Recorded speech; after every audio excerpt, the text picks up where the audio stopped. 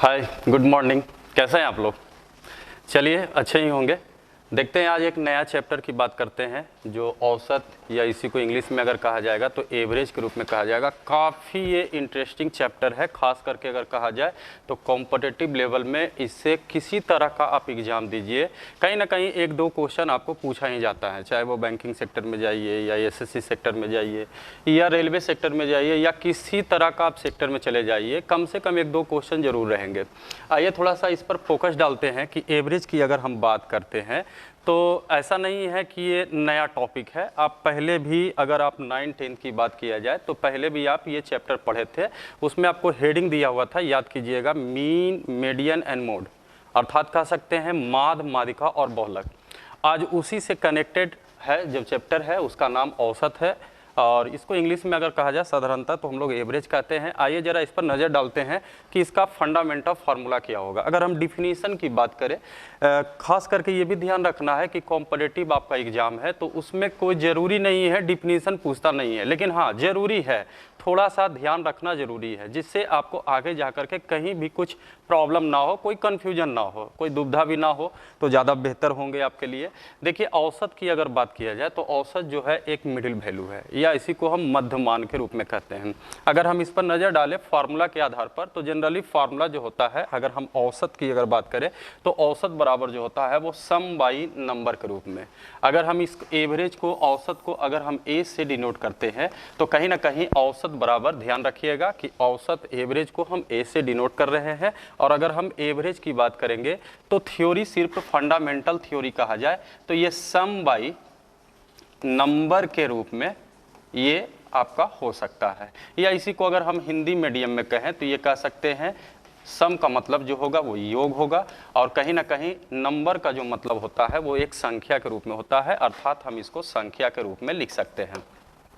अब रही बात कि कुछ प्राइमरी जो फार्मूला होते हैं उससे कुछ सेकेंडरी फार्मूला भी तैयार होते हैं। इससे फ़ायदा क्या होगा कि कुछ एग्जाम में क्वेश्चन ऐसा आता है जिसमें थोड़ा सा चॉइस होगा कि जो प्राइमरी फार्मूला है उसको नज़रअंदाज कर करके हो सकता है कि आगे जा कर के कुछ सेकेंडरी फार्मूला के आधार पर क्वेश्चन को बनाया जा सकता है। जैसे ध्यान दीजिए, यहाँ भी हम लोग देखेंगे कि इससे सेकेंडरी फार्मूला क्या निकलेगा। साधारणतः कुछ क्वेश्चन में इसका यूज होता है। जैसे अगर हम इसका सेकेंडरी फार्मूला कहें तो हो सकता है कि कल के डेट में, जरा देखिए यहाँ पर अगर नोटिस कीजिए तो 3 वेरिएबल के रूप में काम कर सकता है। जैसे एक हो गया आपका एवरेज, दूसरा जो है ये सम है, तीसरा जो है ये नंबर है। तो हो सकता है, नोटिस कीजिए कि अगर आपके पास सम रहेगा, नंबर रहेगा तो एवरेज भी निकल जाएगा। मे भी ऐसा भी हो सकता है कि कल के डेट में आपका एवरेज का मान दिया हुआ, नंबर का मान दिया हो, तो हो सकता है सम अर्थात योग के बारे में पूछ सकता है, या मे भी कह सकते हैं कि नंबर के बारे में पूछ सकता है। तो इसलिए कहा जा रहा है कि हो ना हो अलग बात है, लेकिन अगर हम लोग इसमें नोटिस करें तो कुछ जो है इससे सेकेंडरी फार्मूला भी निकल सकता है। आइए उस पर भी नज़र डालते हैं।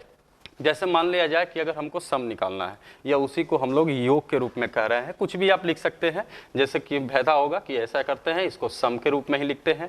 अगर हम सम बराबर करेंगे, और नोटिस कीजिए ऐसा नहीं है, जो प्राइमरी फार्मूला आप पढ़े हैं उसी से सेकेंडरी फार्मूला आप इजी वे में निकाल सकते हैं। थोड़ा सा क्या करना है, उसमें आगे पीछे रिप्लेसमेंट करने की कोई ज़रूरत है। आइए नोटिस करते हैं कि अगर हमको ये सम निकालना है तो कहीं ना कहीं नंबर और एवरेज, इन दोनों को एक साइड में जाना पड़ेगा, जिससे आपका एक सम का जो है वो फार्मूला निर्माण हो सकता है। आइए यहाँ भी अगर हम सम की बात करते हैं तो जरा सोचिए, नंबर को हम इधर लेके आएंगे, अर्थात इससे एक नया फार्मूला तैयार हो जाएगा। कल के डेट में आपसे सम पूछे तो सम बराबर बस ये कीजिए एवरेज इनटू नंबर के रूप में। आगे हो सकता है कि कल के डेट में आपसे नंबर भी पूछ दे तो नंबर इजकल टू भी आप निकालने की कोशिश कीजिए। अब जरा देखिए, जिस तरह से आप यहाँ पर सम निकाले, सम को हम लोग एक तरह से योग के रूप में भी कह सकते हैं, और अगर हम लोग ये कहें कि नंबर की बात करें, जिसको हम लोग इंडिकेट जो कर रहे थे वो एक तरह से संख्या के रूप में। अब यहाँ से जिस तरह से आपने सम का नंबर निकाला, फार्मूला निकाला, उसी तरह से हो सकता है कि हम नंबर का भी फार्मूला निकाल सकते हैं, कोई परेशानी नहीं होगी इसमें।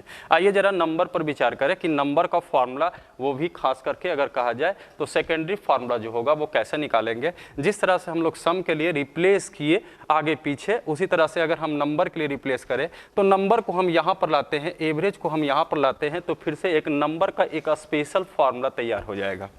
जैसे ध्यान दीजिए, अगर हम नंबर इक्वल टू लिखते हैं तो यहाँ देखिए कि नंबर को हम यहाँ रखें और एवरेज अर्थात ए को हम यहाँ रखें, तो कल के डेट में नंबर इक्वल टू अगर फॉर्मूला तैयार होगा तो कहीं ना कहीं सम को हम ऊपर रखेंगे और ठीक एवरेज से ये भागा दे देंगे, तो ये भी कहीं ना कहीं अगर कहा जाए तो एक सम का फॉर्मूला आ जाएंगे और एक नंबर का फॉर्मूला हो जाएंगे। जबकि ध्यान रहे कि बेसिक अगर कहा जाए, जैसे कोई भी आप चैप्टर आप पढ़िएगा, किसी तरह का आप चैप्टर पढ़िएगा तो उसमें कुछ फंडामेंटल कुछ बेसिक रूल होते हैं, उसी पर हम लोग भी फोकस डाल रहे हैं कि इसका बेसिक क्या होगा। लेकिन हाँ, विकल्प खुले हुए हैं। जब एग्जामिनेशन व्यू से अगर देखा जाएगा तो क्वेश्चन का जो पैटर्न होगा उससे हम लोग अलग अलग भी विकल्प या फॉर्मूला को तैयारी करके रखेंगे। फिलहाल अगर हम इसमें कुछ एग्जाम्पल के सहारे अगर चले कि इसका एग्जाम्पल लिया जाए, कुछ क्वेश्चन को डील किया जाए, जिससे ये पता चले कि एवरेज कैसे निकलेंगे, और उसके बाद हम लोग देखेंगे। देखिए होता क्या है कि क्वेश्चन कुछ इजी वे में भी पूछेंगे, कुछ टिपिकल भी क्वेश्चन पूछेंगे। तो कुछ जो है टिपिकल क्वेश्चन पूछेंगे तो उसमें थोड़ा सा कंसीडर आपको करने की ज़रूरत है। कोशिश मेरा यही रहेगा कि हम आपको ज़्यादा फार्मूला रटवाने की कोशिश नहीं करेंगे। जहां पर आपको लगता है कि फार्मूला आपको नहीं याद है तो विकल्प खुला हुआ है। ध्यान रहे ये चैप्टर जो है वो पूरी तरह से अर्थमेटिक है। अर्थमेटिक ये कहता है कि अगर आपके पास फार्मूला नहीं याद है तो कोई परेशानी नहीं है, ज़्यादा दिमाग पर लोड नहीं लेना है, खुद ना खुद रिसर्च करिए और रिसर्च करके एक छोटा छोटा फार्मूला निकाल सकते हैं। जैसे ध्यान दीजिए, अगर हम एग्जाम्पल की बात करें यहाँ पर, तो एग्जाम्पल के रूप में मान लिया जाए कि एक छोटा सा एक उदाहरण लिया जाए कि अगर हम इसका एवरेज निकालना चाहेंगे। जैसे एग्जाम्पल के रूप में हमने ले लिया 1, 2, 3, 4 एंड 5। अगर हम इसका एवरेज निकालें खास करके इस फार्मूला का यूटिलाइज करते हुए, तो एवरेज इक्वल टू अगर कहा जाए तो थ्योरी आपका बताया जा रहा है कि सम बाई नंबर, अर्थात दी गई संख्याओं का योग कीजिए और जितने भी संख्या हैं उससे टोटल संख्या से भाग दीजिए। ये कहीं ना कहीं आपका एवरेज निकल जाएगा।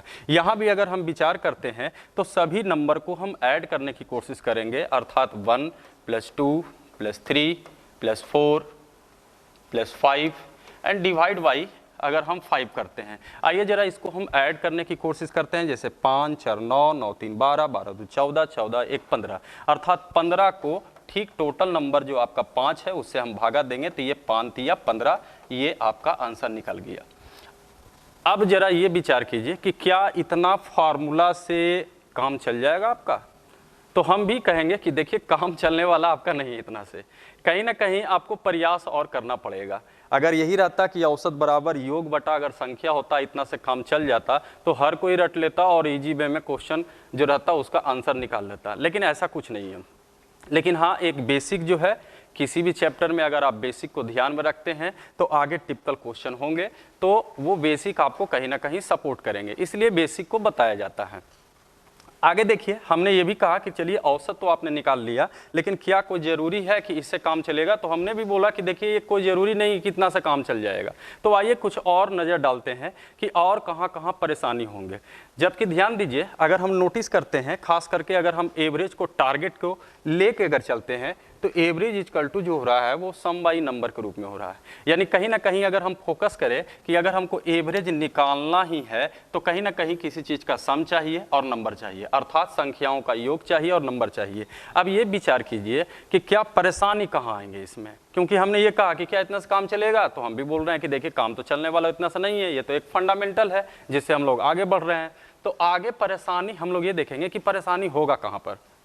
अब देखिए, नोटिस कीजिए कि अगर हमको औसत निकालना था, एवरेज निकालना था, तो सम बाई नंबर अर्थात उसी को हम औसत हिंदी में कहेंगे, जो योग बटा संख्या के रूप में होंगे। तो आगे अगर परेशानी की बात किया जाए तो दो चीज़ यहाँ पर वेरिएबल लग रहे हैं, एक योग है और एक संख्या है।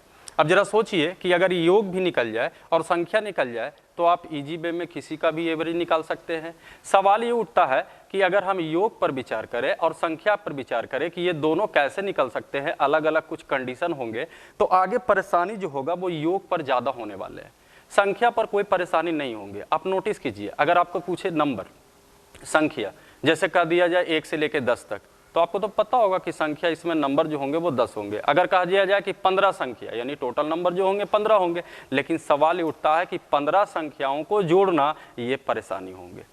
तो इसमें ध्यान ये रखना है कि आगे जो परेशानी पैदा करने वाले हैं, क्यों ना उस पर हम पहले से ही काबू कर ले तो आगे कोई परेशानी नहीं होंगे। आइए विचार करते हैं कि एक दो चीज़ यहाँ पर, एक सम है और एक नंबर है। नंबर में आपको कोई परेशानी नहीं होगा। कल के डेट में अगर आपको प्रॉब्लम अगर होंगे तो ये सम के रूप में प्रॉब्लम होंगे। तो आइए थोड़ा सा एक्स्ट्रा नोटिस कर लेते हैं कि सम का और क्या क्या विकल्प हो सकता है। क्योंकि सोचिए कि आपने जो नंबर लिया यहाँ पर, जो उदाहरण हमने दिया कि 1 2 3 4 5, तो यहाँ तक तो जोड़ना किसी भी कोई भी दूसरा क्लास का कैंडिडेट रहेगा वो भी जोड़ देगा। लेकिन कोई ज़रूरी तो नहीं है कि हर क्वेश्चन में आपको 1 2 3 4 5 ही रहे और इतना को जोड़िए आंसर तैयार हो जाएगा, ऐसा तो कुछ है नहीं। तो इस पर नज़र आपको ये डालना है कि आगे आपको परेशानी जो देने वाले हैं उस पर काबू करने का ज़रूरत है। और कहीं ना कहीं हमने साफ शब्दों में कहा कि अगर ये ज़्यादा अगर टिपिकल करेगा, परेशानी में आपको डालेगा, तो ये सम परेशानी में डालेगा। तो ऐसा करते हैं कि ज़रा सम के लिए कुछ स्पेशल रूल या कुछ नोटिस करते हैं नंबर पर कि सम के लिए अलग अलग क्या रूल हो सकते हैं, ज़रा ध्यान दीजिएगा।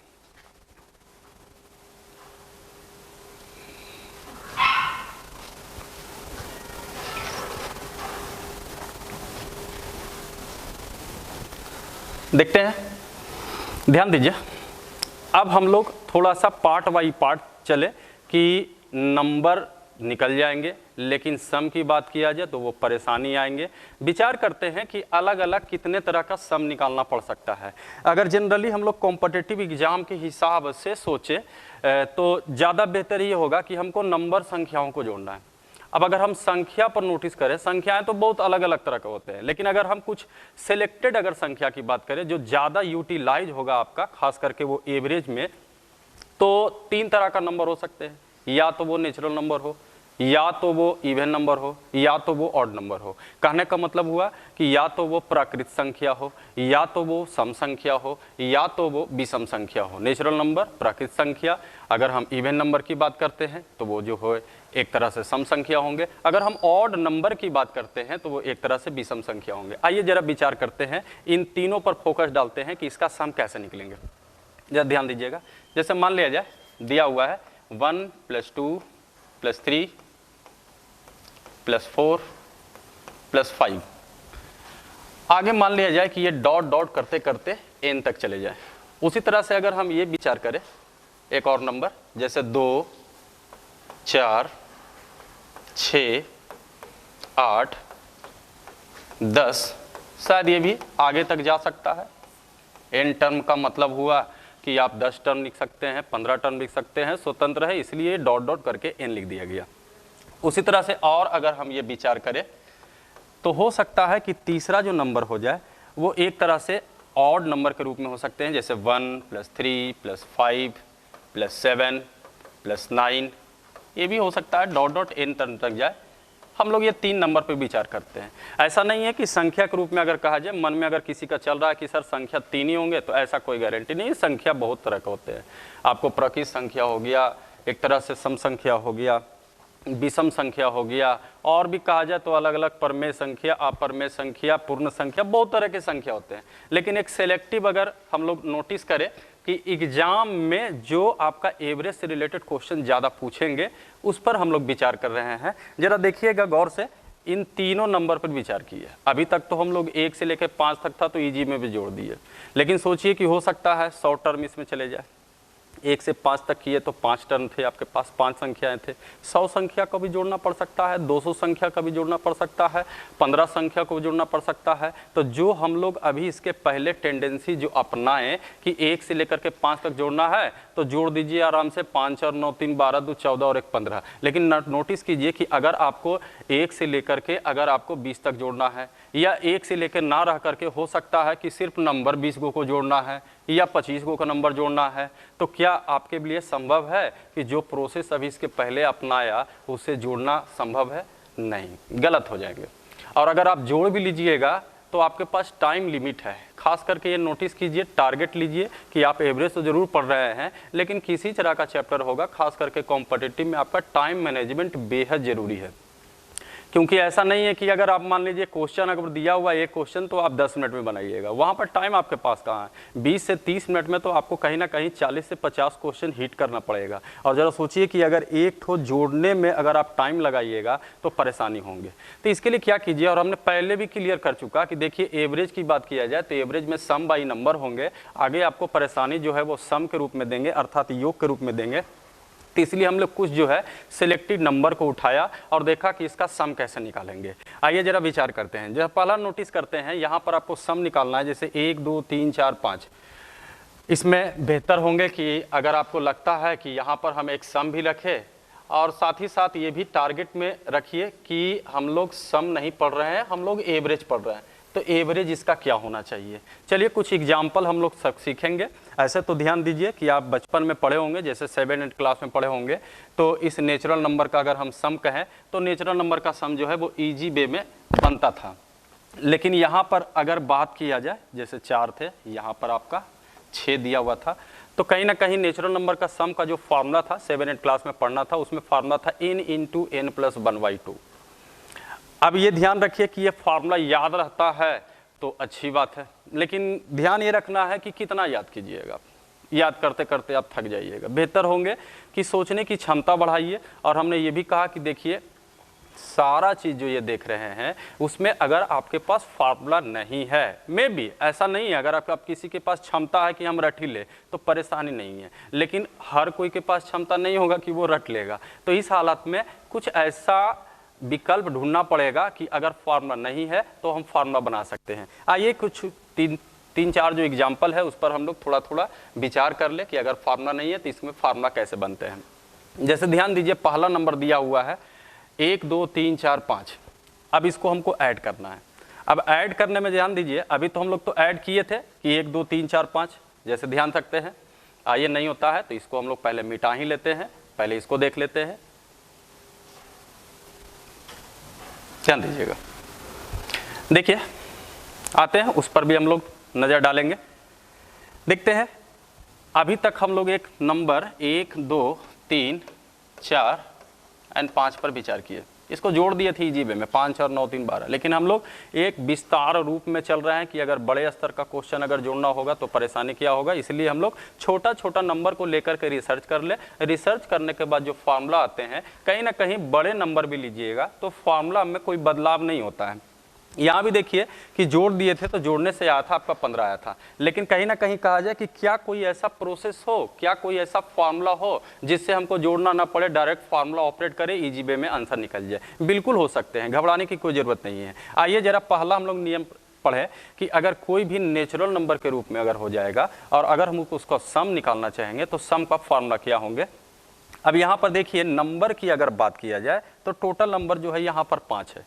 तो इसमें नियम कहता है कि अगर कोई भी नेचुरल नंबर जा रहा है और अगर हम उसको जोड़ना चाहते हैं तो इसमें सबसे पहले आपको ये ध्यान रखना है कि टोटल टर्म कितने हैं। टोटल टर्म कहिए या टोटल नंबर कहिए, बात एक ही चीज़ है। यहाँ भी अगर टोटल नंबर की बात किया जाए तो 1 2 3 4 5, तो कहता है कि अगर इसका सम अगर निकालना चाहते हैं तो टोटल नंबर जितना होंगे उसमें एक डिजिट बढ़ा करके, अर्थात 5 है तो एक डिजिट बढ़ाइएगा तो ये 6 हो जाएंगे। तो कहता है इन दोनों को गुना कीजिए, आपके पास इस सारे नेचुरल नंबर का सम निकल जाएंगे और खास करके उसको 2 से भागा दे दीजिएगा। कहने का मतलब हुआ कि 1 2 3 4 5 है तो हम यहाँ लिखेंगे 5 × 6 और बटा 2 लिखेंगे। ये पूरी तरह से इसका एडिशन, ऐड जो है, सम जो है, योग जो है वो तैयार हो जाएंगे। जैसे अभी इसके पहले जोड़े थे 5 और 9 3, 12 2 14 और 1 15, यहाँ भी आपके 15 हो गया। जैसे अगर मान लिया जाए कि इसी में अगर कहा जाए कि डॉट डॉट करते करते अगर ये 6 कर दिया जाए, ये 7 कर दिया जाए, ये 8 कर दिया जाए,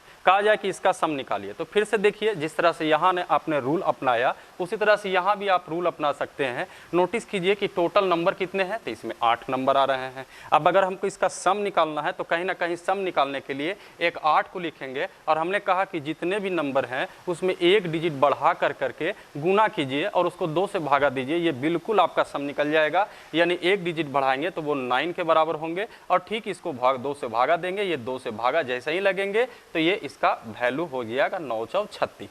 अर्थात कह सकते हैं कि अगर आप 1 से लेकर के 8 तक आप जोड़ के देख लीजिए तो इसका जो सम जो आएंगे वो 36 के बराबर आएंगे, 36 के बराबर होंगे।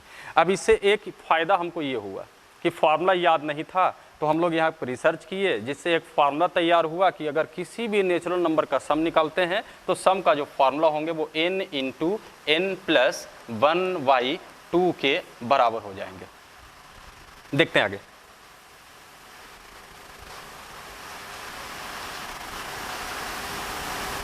ध्यान दीजिए, उसी तरह से अगर हम लोग दूसरा नंबर पर विचार कर रहे थे कि मान लिया जाए ये नंबर ऐसे चला जाए, ये आगे जा कर के आप पढ़े होंगे सीरीज का क्वेश्चन होता है, उसमें अलग अलग तरह का सीरीज होता है, अगर वो याद है तो और भी बेहतर है आपके लिए।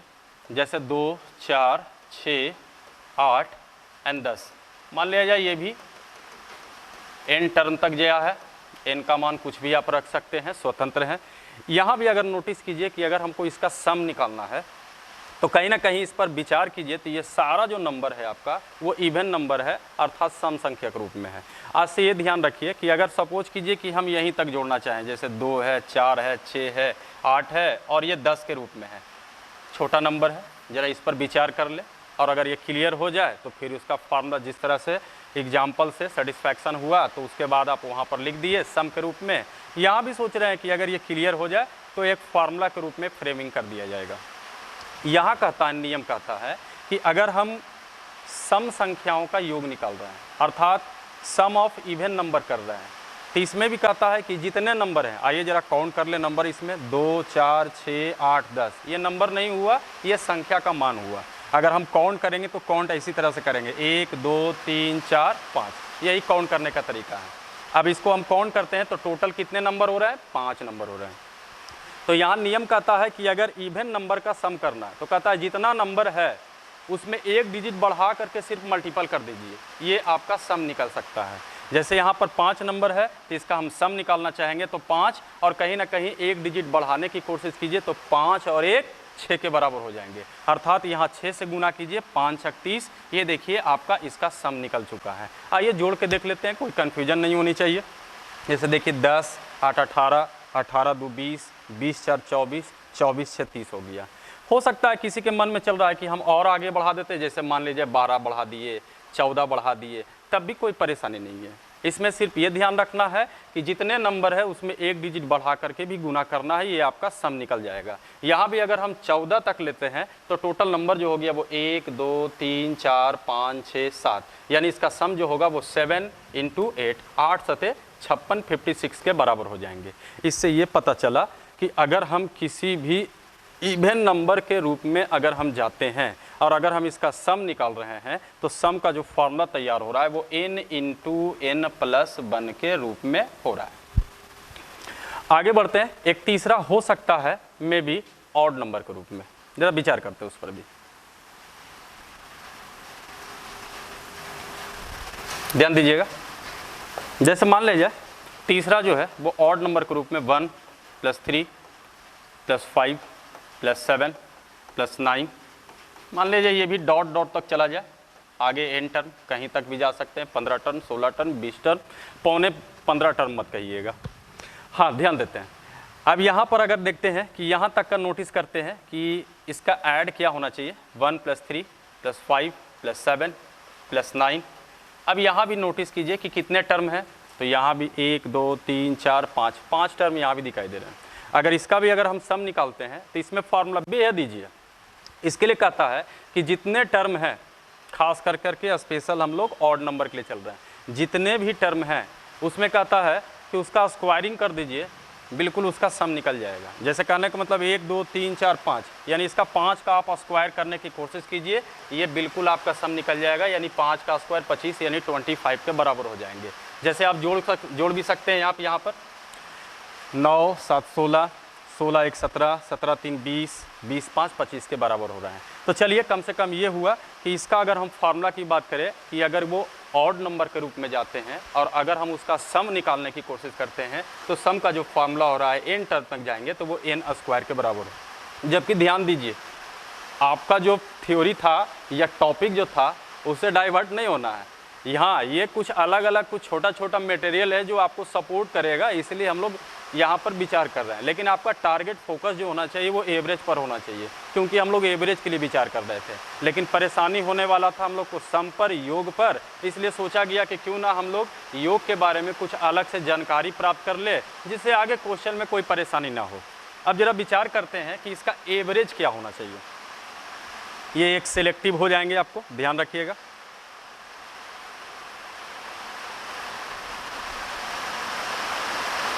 ध्यान दीजिए। अब रही बात हम लोग जो विचार कर रहे थे वो एवरेज के रूप में। तो चलिए सम तो निकल चुका, अगर हम इसका एवरेज निकालते हैं। अब आइए एवरेज की बात किया जाए, उसी से कनेक्टेड है। तो एवरेज बराबर हम लोग पढ़े थे सम बाई नंबर, यानी अगर हम सम में नंबर से भागा दे देंगे तो वो एवरेज निकल जाएगा।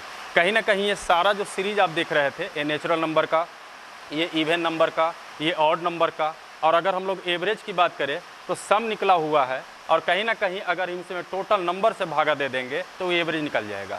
रही बात अगर हम टोटल नंबर की बात करें तो अगर 15 संख्या तो 15 नंबर है, अगर n टर्म है तो संख्याओं भी जो होंगे वो n होंगे। इसलिए कहीं ना कहीं अगर कहा जाए तो सम में अगर हम नंबर से भागा दे देंगे तो ये एवरेज निकल जाएगा। नंबर के रूप में कहा जाए तो यही n होगा। ज़रा सोचिए, सम में फिर से नंबर n से अगर हम इसमें भागा देते हैं तो ये n से n जो है वो पूरी तरह से हट जाएगा, अर्थात एक सेपरेट फार्मूला बन जाएगा कि किसी भी नेचुरल नंबर का अगर आप एवरेज निकालते हैं तो एवरेज इक्वल टू मात्र आपका हो रहा है n प्लस 1/2। ये आंसर आप तैयार कर सकते हैं।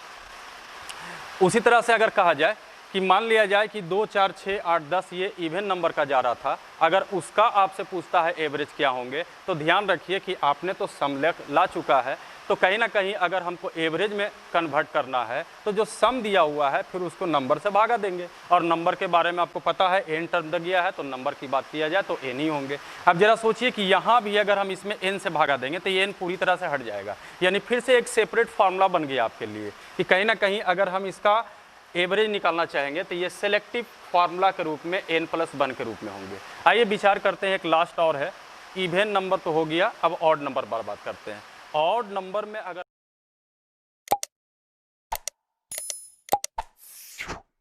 अब देखते हैं उसी तरह से जो है वो ऑड नंबर का भी हो सकता है। जैसे ध्यान दीजिए, ऑड नंबर के रूप में आपका दिया हुआ है कि 1 + 3 + 5 + 7 + 9 और डॉट डॉट n टर्म तक यहाँ भी दिया हुआ है। अब इसका n स्क्वायर जो अगर कहा जाए तो ये योग के रूप में हुआ। जिस तरह से हम लोग देख रहे थे कि अगर हम सम जो निकाले, एक तरह से नेचुरल नंबर का सम निकाले, उसी तरह से आप इवन नंबर का सम निकाले, तो उसी तरह से अगर सम यहाँ भी निकला है तो कहीं ना कहीं इसका एवरेज भी निकाला जा सकता है। और एवरेज के लिए अगर कहा जाए तो जस्ट लाइक जिस तरह से यहाँ सम में अगर आप नंबर से भाग देते हैं तो उसी तरह से यहाँ भी अगर हम नंबर में भाग दे दे तो कहीं ना कहीं नंबर का मान जो होगा वहाँ भी n के बराबर होगा। तो ज़रा सोचिए, अगर n का मान n से भागा दीजिएगा, n स्क्वायर में n से भागा दीजिएगा तो वैल्यू कितना हो जाएंगे, वो n के बराबर होंगे, जिससे कल के डेट में इसका भी आप एवरेज निकाल सकते हैं। मतलब अगर ये ध्यान रखते हैं कि अगर ये n के रूप में कहा जाए तो कहीं भी आप ऑड नंबर अगर देख रहे हैं और ये n टर्म तक गया है, n टर्म की बात किया जाए, अगर 10 टर्म है तो 10 मानिएगा, अगर 5 टर्म है तो 5 मानिएगा। उसी तरह से यहाँ भी अगर हम एग्जाम्पल ले कि इसका एवरेज क्या होना चाहिए, तो देखिए अगर कहा जाए जैसे लिख देंगे 1, या अगर इसको आप प्लस के रूप में लिखिए या प्लस के रूप में ना लिखिए, वो मैटर कुछ भी नहीं है। यहाँ भी अगर कहा जाए तो जैसे 1 लिखा हुआ है या लिख ही दे 3 या 5 या 7 या 9 के रूप में। अब जरा सोचिए कि अगर हम इसका सम लिखते हैं, फिलहाल देखिए सम तो निकालना नहीं है, आपको एवरेज निकालना है। इसको जोड़िए ना जोड़िए उससे कोई लेना देना नहीं है। अगर इच्छा हो तो ना ही प्लस लिखे तो ज़्यादा बेहतर होगा आपके लिए। सिमिलरली अगर आपको एवरेज निकालना है तो एवरेज के लिए हम लोग देखेंगे कि इसका टर्म कितना है। तो टर्म का मतलब हो गई यहाँ पर नंबर ऑफ संख्या। संख्या के रूप में अगर कहा जाए तो कह सकते हैं 1, 2, 3, 4, 5, यानी 5 इसका आंसर होना चाहिए। n का मान 5, n के जगह 5 लिखेंगे, यानी इसका आंसर जो होगा कहीं ना कहीं एवरेज जो होंगे वो 5 के बराबर हो जाएंगे। ये देखिए आंसर हो गया। चलिए आगे बढ़ते हैं। अब हम लोग को ये देखना है कि क्या इतना योग से काम चले जाएंगे, तो नहीं। देखिए योग का जो है अलग अलग, सम का जो है और भी अलग अलग थ्योरी हो सकते हैं, लेकिन हम लोग को ये देखना है एक सिलेक्टिव जो कहीं ना कहीं कॉम्पिटिटिव एग्जाम में आपको जो पूछने वाले होंगे उस पर ध्यान रखना है। ऐसे योग का कहा जाए तो अलग अलग फंक्शन होंगे। जैसे कहने का मतलब है एग्जाम्पल के रूप में 1 + 2 + 3 + 4 + 5 + 6 7 8 9 10 अगर कहा जाए तो अभी तो नेचुरल नंबर पढ़े, कुछ और भी अलग अलग देख सकते हैं। तो कोई ज़रूरी नहीं कि वो याद रहे, एक नंबर सिस्टम के हिसाब से भी आप रिसर्च करके सोच सकते हैं। जैसे ध्यान दीजिए 10 टर्म इसमें है, तो योग के लिए अगर आप 10 और 1 इसको जोड़ते हैं तो वो 11 होता है। उसी तरह से यहाँ भी देखिए 2 और 9 भी 11 होंगे, 8 और 3 भी 11 होंगे, 4 और 7 भी 11 होंगे, 5 और 6 भी 11 होंगे। इतना करने की ज़रूरत नहीं है। इस तरह के क्वेश्चन में आप योग में आप ये भी कर सकते हैं कि एक टर्म इधर से एक टर्म इधर से करते हैं तो इसका जो पेयर यानी योग जो बन रहा है वो 11 के बराबर बन रहा है। कहीं ना कहीं अगर कहा जाए तो 10 नंबर आपके पास है तो पेयर जो है जोड़ा कितने बनेंगे, क्योंकि 2 अगर आप नंबर मिलाते हैं तो वो एक जोड़ा बनता है, एक पेयर बनता है, और एक पेयर का मान जो है वो 11 है, वो भी सम ही कहला रहा है आपका। जबकि ऐसे इसमें 10 टर्म है तो कहीं ना कहीं पेयर जो बनेंगे वो 5 बनेंगे। अगर आप 5 से गुना करते हैं तो ये आंसर हो जाएंगे वो 55 के बराबर होंगे। तो कोई ज़रूरी नहीं है, योग का बहुत सम का बहुत फार्मूला हो सकते हैं, बहुत विकल्प भी हो सकते हैं, लेकिन ये ध्यान रखना है आपको कि आप एवरेज पढ़ रहे हैं, जो यूटिलाइज होगा उस पर हम फोकस डालेंगे। कभी कभी ऐसा भी हो सकता है, जैसे मान लिया जाए दिया हुआ है आपको 2 दिया हुआ है, प्लस जो है वो 5 दिया हुआ है, फिर 8 दिया हुआ है, फिर 11 दिया हुआ है, हो सकता है 14 दिया हुआ है। अब मान लिया जाए आपको कहता है, या हो सकता है 17 दिया हुआ है, मान लिया जाए कह दे कि आपको जोड़ना है, तो अब कौन सा फार्मूला आप लगाइएगा? अब यहाँ पर फार्मूला लगाइएगा n इंटू एन प्लस 1/2 या n इंटू एन प्लस 1 या n स्क्वायर, सारा थ्योरी आपका हैंग कर जाएगा। कितना रटिएगा? इसलिए बेहतर होंगे कि जब योग आएंगे तो वहाँ पर ऑप्शन बहुत सारे आएंगे, सीरीज का भी क्वेश्चन होता है, उसको भी ध्यान में रख सकते हैं तो वो ज़्यादा बेहतर है। लेकिन अगर ध्यान ना भी रहता है तो डरने की कोई ज़रूरत नहीं है। उसका कहीं ना कहीं एवरेज का अगर जो क्वेश्चन आएंगे वो कहीं ना कहीं अगर कहा जाए तो वो माइनेजेबल जरूर रहेंगे। जैसे इस क्वेश्चन को देखिए, 1 2 3 4 5 6 है, अगर यहाँ कहा जाए तो 17 2 19 हो जाएंगे। अब रही बात कि इसमें टोटल नंबर जो है 6 हो गए, 1 2 3 4 5 6, तो सर पेयर कितने बनेंगे? तो 3 बनेंगे। ये देखिए 3 से आप गुना कीजिए, ये देखिए 57 आपका आंसर तैयार हो गया। तो विकल्प खुले हुए हैं, क्योंकि ऐसा ना हो कि योग पर ही पूरा फोकस कर दे और एवरेज को इग्नोर कर दे, जबकि ध्यान रहे आप एवरेज पढ़ रहे हैं तो एवरेज के भी जानकारी देखें। सवाल अब से इससे बेहतर आपका क्वेश्चन ये उठाना चाहिए कि क्या संभव है कि योग ही यहाँ पर वाइटल रोल का काम करेगा, यानी योग रहेंगे तभी आंसर होंगे? क्या कोई और मेथड नहीं हो सकते हैं? तो हम भी कहेंगे बिल्कुल अलग मेथड हो सकते हैं, बिल्कुल होंगे अलग मेथड, और इससे बेहतर मेथडों से सिर्फ सोचने की ज़रूरत है, हमको और आपको सोचने की ज़रूरत है कि क्या और विकल्प होंगे। तो चलिए एक और विकल्प पर देखते हैं कि क्या इसके अलावा भी कोई विकल्प होंगे। तो आइए बढ़ते हैं कि अगला विकल्प क्या होना चाहिए। और ध्यान दीजिए, सिर्फ छोटी छोटी बात को ध्यान रखिए, कंसीडर कीजिए, सोचिए, अपने आप जो है विकल्प खुलते चला जाएगा। आइए इसी पर कंसीडर करें, इसी डेटा को लेकर के कि क्या इसमें और कुछ नया किया जा सकता है। देखिए अभी जितना भी हम लोग देखें, जैसे मान लिया जाए 1 था, 2 था, 3 था, 4 था, 5 था, या मान लिया जाए 2 था दिया हुआ, ये 4 दिया हुआ था, ये 6 दिया हुआ था, ये 8 फिर 10 दिया हुआ था, या एक दिया हुआ था आपका 1 था, 3 था, 5 था, 7 था और 9 के रूप में दिया हुआ था। अब इसमें अगर कहा जाए तो नोटिस ये कीजिए, अभी तक हम लोग जितना भी क्वेश्चन डील किए पॉइंट बाय पॉइंट जो है हम लोग नोटिस करेंगे और उससे एक नया विकल्प ढूंढेंगे। कहने का मतलब नया मेथड को ढूंढेंगे जो आपके लिए फ़ायदेमंद का सौदा हो। अभी तक अब थोड़ा सा ये नोटिस कीजिए, जितना भी आप नंबर को डील किए, इसमें आप नोटिस कीजिए, यहाँ गैपिंग आपका 1 का जा रहा है, यहाँ गैपिंग जो है वो 2 का जा रहा है, देख सकते हैं। यहाँ भी गैपिंग जो है वो 2 का जा रहा है। इसका मतलब है कि सभी जगह गैपिंग जो है सेम का है। अगर 1 का गैपिंग है तो सारे जगह 1 का गैपिंग, अगर यहाँ 2 का गैपिंग है तो सारे जगह 2 का गैपिंग, अगर यहाँ भी 2 का गैपिंग है तो सारे जगह 2 का गैपिंग, अगर कहीं 3 का गैपिंग है तो सारे जगह 3 का गैपिंग। तो अब ये छोटा सा पॉइंट पर विचार कीजिए कि अगर गैपिंग सेम होगा तो एवरेज कैसे बनाएंगे। अभी तक हम लोग जितना भी डेटा देखे शायद उसमें गैपिंग सेम था। किसी के मन में ये चल रहा होगा कि सर अगर गैपिंग सेम नहीं होगा तब क्या करेंगे। सर विकल्प उसका भी खुला हुआ है, पेशेंस रखिए, उसको भी हम लोग जाते जाते बताते चले जाएंगे कि यहाँ गैपिंग अगर सेम नहीं रहेगा तब भी उसका उपाय हो सकते हैं। स्टेप बाय स्टेप समझने की कोशिश कीजिए। तो ध्यान दीजिए, इस पॉइंट से नज़र ये डालिए तो लगता है कि सभी में गैपिंग सेम हो, और ये छोटी सी बात की अगर बात किया जाए तो गैपिंग सेम अगर होंगे तो एवरेज बनता है। और उस गैपिंग के मेथड के आधार पर देखा जाए कि क्या उससे भी कॉन्सेप्ट निकाला जा सकता है। फिलहाल देख सकते हैं, मतलब ये गैपिंग हम लोग देखें कि नोटिस किए कि सेम है, तो इस आधार पर अगर कहा जाए तो क्या इसके आधार पर कुछ गैपिंग का फार्मूला हो सकता है? बिल्कुल हो सकता है। और हम भी कहेंगे कि इतना मेथड से आप काम चला लीजिएगा एग्जाम में, तो ये भी संभव नहीं है। इसलिए आपको ऑप्शन लेके चलना है, कहीं ना कहीं विकल्प ढूंढ के चलना है कि और तेज़ी हो सकते हैं। चलिए देखते हैं अगला मेथड क्या हो सकते हैं इसका। जो गैपिंग के आधार पर क्या बनेंगे। और बहुत अच्छा मेथड है ये, कहीं ना कहीं कहा जाए तो बहुत अच्छे अच्छे क्वेश्चन जो है उसमें डील करने पर ये मेथड लगाइएगा तो शायद इजी वे में आपका आंसर बन जाएगा और कोई परेशानी भी होने वाले आपको नहीं है। आइए जरा गैपिंग पर विचार कर ले। गैपिंग आता कहाँ से है? आप सुने होंगे एक अर्थमेटिक प्रोग्रेशन का नाम सुने होंगे, जो अलजेब्रा में एपी, जीपी और एचपी पढ़ते हैं। खैर उतना विस्तार हम लोग नहीं जाएंगे, लेकिन हाँ थोड़ा फोकस करना पड़ेगा कि बाकी में ये आता कहाँ से है, गैपिंग मतलब क्या होते हैं।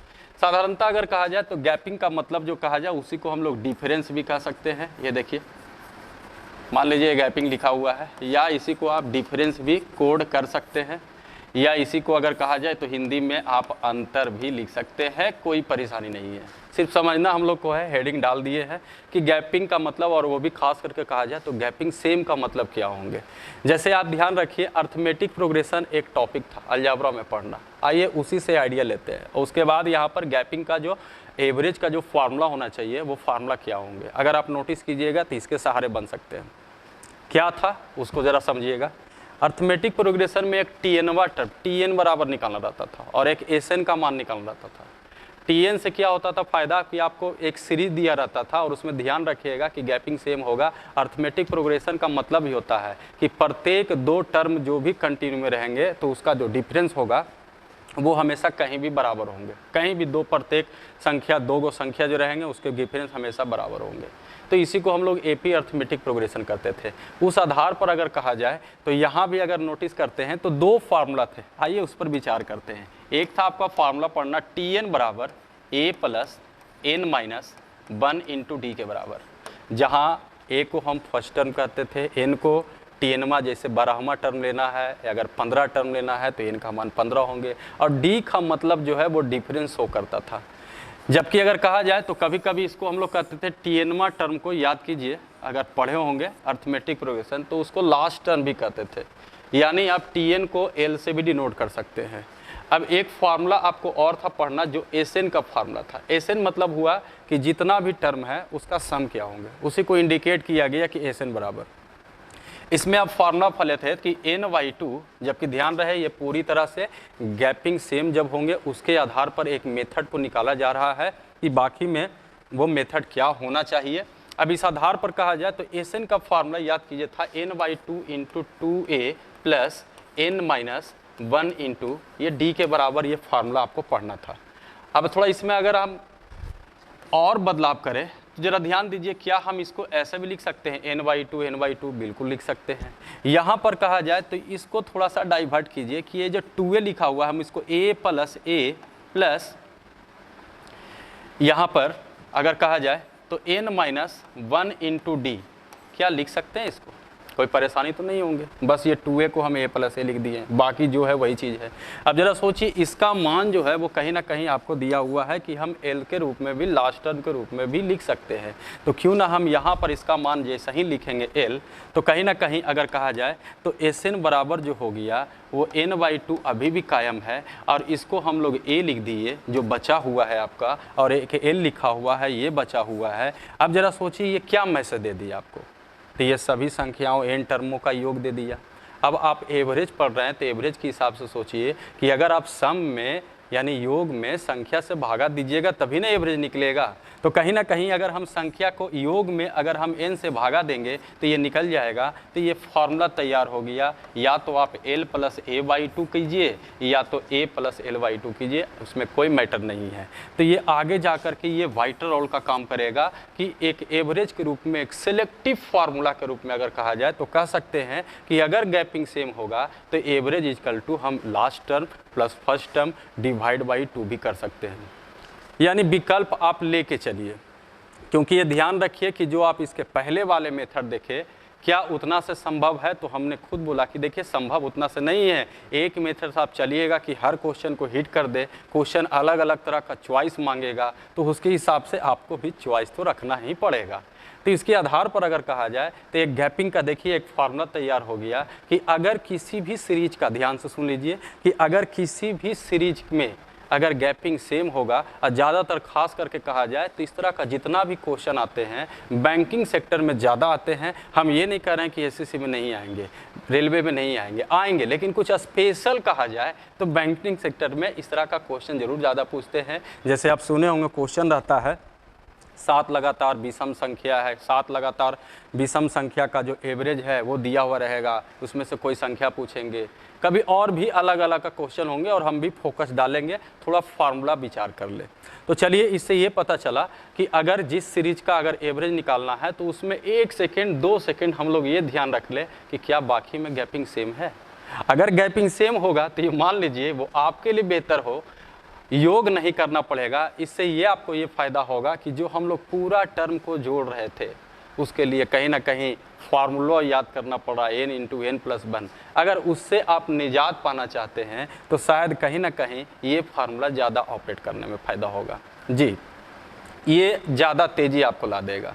देखिए इसी क्वेश्चन जो अभी इसके पहले हम लोग जो डेटा देखे थे, अब उस डेटा को हम इस मेथड से अगर बनाएंगे तो क्या आपको फ़ायदा नज़र आएंगे, कितना टाइम का अंतर पड़ेगा वो आप भी देख सकते हैं। ज़रा ध्यान दीजिएगा, या ध्यान रखिएगा, आज से अगर कहा जाए तो एवरेज इक्वल टू अगर निकालना है तो कहीं ना कहीं last term plus first term divide by 2 करेंगे, ये आंसर आपका आ चुकेगा। तो चलिए एक फार्मूला बन गया, आइए इस पर भी देख ले जो क्वेश्चन डील किए थे। तो ये इससे फ़ायदा होगा, विकल्प आप रखिएगा, मेथड थोड़ा अलग अलग रखिएगा और प्रैक्टिस कीजिएगा तो ये परफेक्ट हो जाएगा। अब ज़रा सोचिए कि अभी तक हम लोग ये कहें कि अब जो है गैपिंग सेम होगा तो average equal to last term plus first term divide by 2 या first term plus last term divide by 2, इससे कोई लेना देना नहीं है। कहने का मतलब है कि 3 जोड़ 2 कीजिए या 2 जोड़ 3 कीजिए, बात बराबर है, वो 5 के बराबर है। इसलिए ये मन में ना चलना चाहिए कि सर लास्ट टर्म करे फिर फर्स्ट टर्म करे, कि पहले फर्स्ट टर्म करे बाद में लास्ट टर्म करे। ऐड में कोई प्रभाव नहीं पड़ता है। तो फिलहाल यहाँ भी देखते हैं जो डेटा आपका दिया हुआ था, 1 था, उसके बाद 2 थे, उसके बाद 3 थे, उसके बाद 4 थे, 5 थे, और भी लिखना तो और भी आप लिख सकते हैं यहाँ पर। उसके बाद 2 था, 4 था, 6 था, 8 था, 10 था, उसके बाद आपका था 1 था, 3 था, 5 था, 7 था और 9 था। अब देखिए जरा एवरेज अगर निकालना ही है तो इस आधार पर अगर हम इसका एवरेज निकालना चाहेंगे तो सिर्फ last term first term divide by 2 करेंगे। गैपिंग आपका ध्यान रखना है, 1 सेकंड 2 सेकंड में नज़र डाल देना है कि गैपिंग सेम है कि नहीं। ये भी ध्यान रखना है गैपिंग सेम का मतलब कोई ज़रूरी नहीं कि वो 1 का गैपिंग होना चाहिए। अगर 1 का गैपिंग है तो सारे जगह 1 का गैपिंग हो, अगर 2 का गैपिंग है तो सारे जगह 2 का गैपिंग हो, अगर मे भी 3 का गैपिंग हो तो सारे जगह 3 का गैपिंग हो। इसी का मैसेज गया कि गैपिंग जो होगा वो सेम होंगे। और अगर गैपिंग सेम होंगे तो कहीं ना कहीं कह सकते हैं कि हम फार्मूला ऑपरेट करेंगे। कोई ज़रूरी नहीं है पूरे को जोड़ना, सिर्फ लास्ट टर्म और फर्स्ट टर्म को जोड़िए, उससे आपका आंसर निकल जाएगा। और ये आगे जा करके फ़ायदेमंद का सौदा होगा जब क्वेश्चन अलग अलग तरह का पूछेगा। जैसे देखिए क्वेश्चन पूछता है, कहेगा 100 तक सभी विषम संख्याओं का, 100 तक सभी भी ऑड नंबर है उसका एवरेज बताइए। तो क्या 100 तक 1 से लेकर के अगर कहा जाए तो लास्ट नंबर 99 होगा, क्या संभव है जोड़ना? तो ये इसका फ़ायदेमंद का सौदा हो जाएंगे। बहुत सारा वेराइटी अलग अलग तरह का क्वेश्चन आते हैं। जरा देखते हैं, अगर हम यहाँ पर इसका एवरेज निकालना चाहेंगे तो लास्ट टर्म आपका 5 है, फर्स्ट टर्म आपका 1 है, दोनों को जोड़िए, 2 से भागा दीजिए, आंसर तैयार हो गया। कोई लफड़ा नहीं कि सबको जोड़िए, कोई लफड़ा नहीं है कि आप फार्मूला याद रखिए। तो जरा सोचिए, लास्ट टर्म आपका जो हो गया वो 5 के रूप में हो गया और फर्स्ट टर्म जो हो गया वो 1 के रूप में हो गया। अगर हम इसका एवरेज निकालना चाहेंगे तो कहीं ना कहीं लिख सकते हैं 5 + 1 डिवाइड बाई 2, यानी आंसर आपका 3 आएंगे, जो पहले भी आपका 3 आया था। अगला क्वेश्चन को अगर हम देखते हैं तो यहाँ देखिए, यहाँ भी नोटिस कीजिए तो गैपिंग जो है वो आपका सेम है। गैपिंग यहाँ सारे जगह 2 का चल रहा है और हमने कहा ऐसा नहीं कि 2 का है तो 2 बढ़ा देंगे, 3 है तो 3 बढ़ा देंगे, सिर्फ गैपिंग सेम होना चाहिए। इस आधार पर यहाँ भी अगर एवरेज कहा जाए तो लास्ट टर्म आपका जो है वो 10 के बराबर हो रहा है और फर्स्ट टर्म जो हो रहा है वो 2 के बराबर हो रहा है। यहाँ 2 लिखेंगे और कहीं ना कहीं 2 से भागा देंगे, आपका आंसर हो जाएगा। ये देखिए 2 से भागा दिए, ये 6 हो गया, कहीं ना कहीं इसका भी आंसर आपका 6 हो जाएंगे। अब उसी प्रकार यहाँ भी नोटिस कीजिए कि अगर इसमें भी देखिए तो गैपिंग आपका सेम निकल रहा है, यानी यहाँ भी अगर एवरेज निकालते हैं तो लास्ट टर्म जो है वो 9 के बराबर है और फर्स्ट टर्म जो है वो 1 के बराबर है। 9 + 1 एंड डिवाइड बाई 2 किया जाए तो ये 10/2 का मतलब है 5 के बराबर होंगे। तो कहीं ना कहीं इसका आंसर जो होगा वो 5 के बराबर होंगे। अब विचार कीजिए, विकल्प आपका था, पहले आपको पूरा जोड़ना पड़ा, अब हम लोग नोटिस कर रहे हैं तो पूरा जोड़ना नहीं पड़ रहा है, बस एक बात को ध्यान रख रहे हैं कि जो क्वेश्चन स्टार्टिंग में आ रहा है उस पर 1 सेकेंड 2 सेकेंड ये विचार करना था कि क्या गैपिंग सेम था कि नहीं, और क्वेश्चन मैनेजेबल रहेगा आपका और वो इजी वे में निकल जाएंगे। और जब ये गैपिंग सेम था तो कहीं ना कहीं last term first term divide by 2 किए, ये आंसर तैयार हो गया। ये फ़ायदेमंद का सौदा होंगे। आगे कुछ क्वेश्चन शो करके हम आपको बताएंगे एग्जाम्पल के रूप में, जिससे आपको लगेगा कि शायद ये फ़ायदेमंद का सौदा है। अब रही बात ये उठता है कि क्या सर इसके अलावा भी कुछ है, तो हम कहेंगे कुछ और भी हो सकते हैं, बहुत हो सकते हैं। चलिए एक अगर इसी डेटा में अगर नोटिस किया जाए तो एक और थ्योरी अगर हम लोग और दें तो एक होता है मिडिल के रूप में। जबकि याद रखिए आपको हम डिफिनीशन जब स्टार्टिंग में बताएं तो उस समय डिफिनीशन का थोड़ा फ़ायदा उठाते हैं। डिफिनीशन में था कि एवरेज जो होता है वो एक मिडिल वैल्यू होता है, अर्थात औसत जो होगा एक मध्य मान होगा, एक बीच का मान होगा। चलिए इस बात पर भी अगर फ़ायदा उठाया जाए तो इससे भी कहीं ना कहीं कुछ जो है आपको फार्मूला तैयार हो सकता है। ये भी फार्मूला ऐसा नहीं है कि बेहतर नहीं है, ये भी बेहतर है, लेकिन और अगर बेहतर करना चाहते हैं, एवरेज चल रहा है, हम आपको पहले भी बोल चुके हैं कि एवरेज एक ऐसा चैप्टर है सर कि जितना बेहतर सोचिएगा आंसर बनाने में उतना ही कम टाइम लगेंगे। तो अब इसमें हम लोग ये नोटिस करते हैं कि अगर जब बोला गया कि एवरेज जो है उसका मतलब मिडिल वैल्यू है, तो हम इस बात को यहाँ भी नोटिस करते हैं। जिस तरह से एक बात को नोटिस किया गया कि गैपिंग सेम क्या होंगे, गैपिंग सेम हो गए तो एक फार्मूला बन गया, उसी तरह से एवरेज का मतलब अगर मिडिल वैल्यू होता है तो यहाँ से क्या फार्मूला आएंगे। अभी तक आप विचार कीजिए इसमें, देखिए जितना भी आप इसका एवरेज निकालें, नोटिस कीजिए यहीं से और यहीं से हम लोग बढ़ जाते हैं मिडिल वैल्यू के रूप में। ये देखिए इसका एवरेज आप जो लाएँ वो कितना लाएँ 3, ये देखिए इसका 3 लाएँ, इसका एवरेज कितना लाएँ 6 ले आए, इसका एवरेज कितना ले आए 5 ले आए। आप नोटिस कीजिए, बताइए तो इसमें 5 नंबर है तो मिडिल है कि नहीं है। यहाँ भी देखिए तो ये मिडिल है कि नहीं है, यहाँ भी देखा जाए तो ये भी मिडिल है। यानी कहीं ना कहीं आपका जो डिफिनीशन है वो सपोर्ट कर रहा है कि एवरेज का मतलब जो होता है वो मिडिल वैल्यू होता है। तो अगर कल के डेट में लगता है कि हम ये पूरा को इग्नोर कर दें और मन में ये लेके चले कि एवरेज का मतलब मिडिल वैल्यू है, और हम भी कहेंगे सर कि आगे जा कर के मिडिल वैल्यू से ही काम चल जाएंगे, कोई लिखने की किसी तरह का कोई समस्या नहीं है, लिखने की कोई ज़रूरत ही नहीं पड़ेंगे। तो आगे देखते हैं कि एवरेज का मतलब जो नोटिस किए तो मिडिल वैल्यू है, तो बस इतना से काम चल जाएंगे। यानी कहने का मतलब है आगे जाकर के इस क्वेश्चन में कहा जाए तो जोड़ना भी अगर आपको नहीं चाहते हैं लास्ट टर्म फर्स्ट टर्म, तो सिर्फ ये दिमाग में बैठाइए कि सीरीज अगर दिया हुआ है तो उसका मिडिल निकालिए और आंसर बैठा दीजिए, वो आंसर आपका तैयार हो जाएंगे। जैसे ध्यान दीजिए, देखा जाए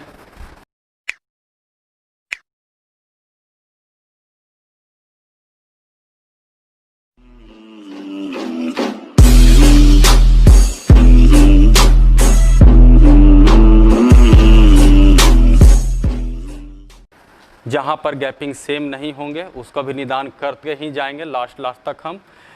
उसके लिए थोड़ा सा हम पॉइंट और अगर हम बढ़ा के आपको सिखा दें तो ज़्यादा बेहतर होगा समझने में। कब, कौन सा क्वेश्चन, जहाँ पर अगर गैपिंग सेम नहीं होगा तो उसका उपाय क्या होंगे। इसमें अगर कुछ एग्जाम्पल, जैसे हमने कहा कि कुछ इस पर एग्जाम्पल आप लीजिए, तो आते रहते एग्जाम में क्वेश्चन सेट मारिएगा, एग्जाम दीजिएगा तो क्वेश्चन इस तरह का रहता है।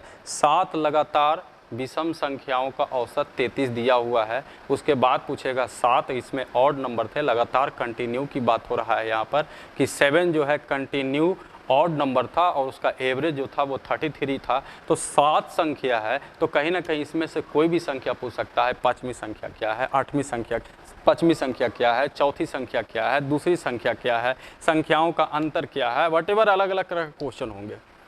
कभी कभी आप सुने होंगे कि प्रथम 10 संख्याओं का औसत ज्ञात करें और उसके बाद थोड़ा कंडीशन टिपिकल करेगा तो आगे लिखेगा 3 का मल्टीपल है, 5 का मल्टीपल है।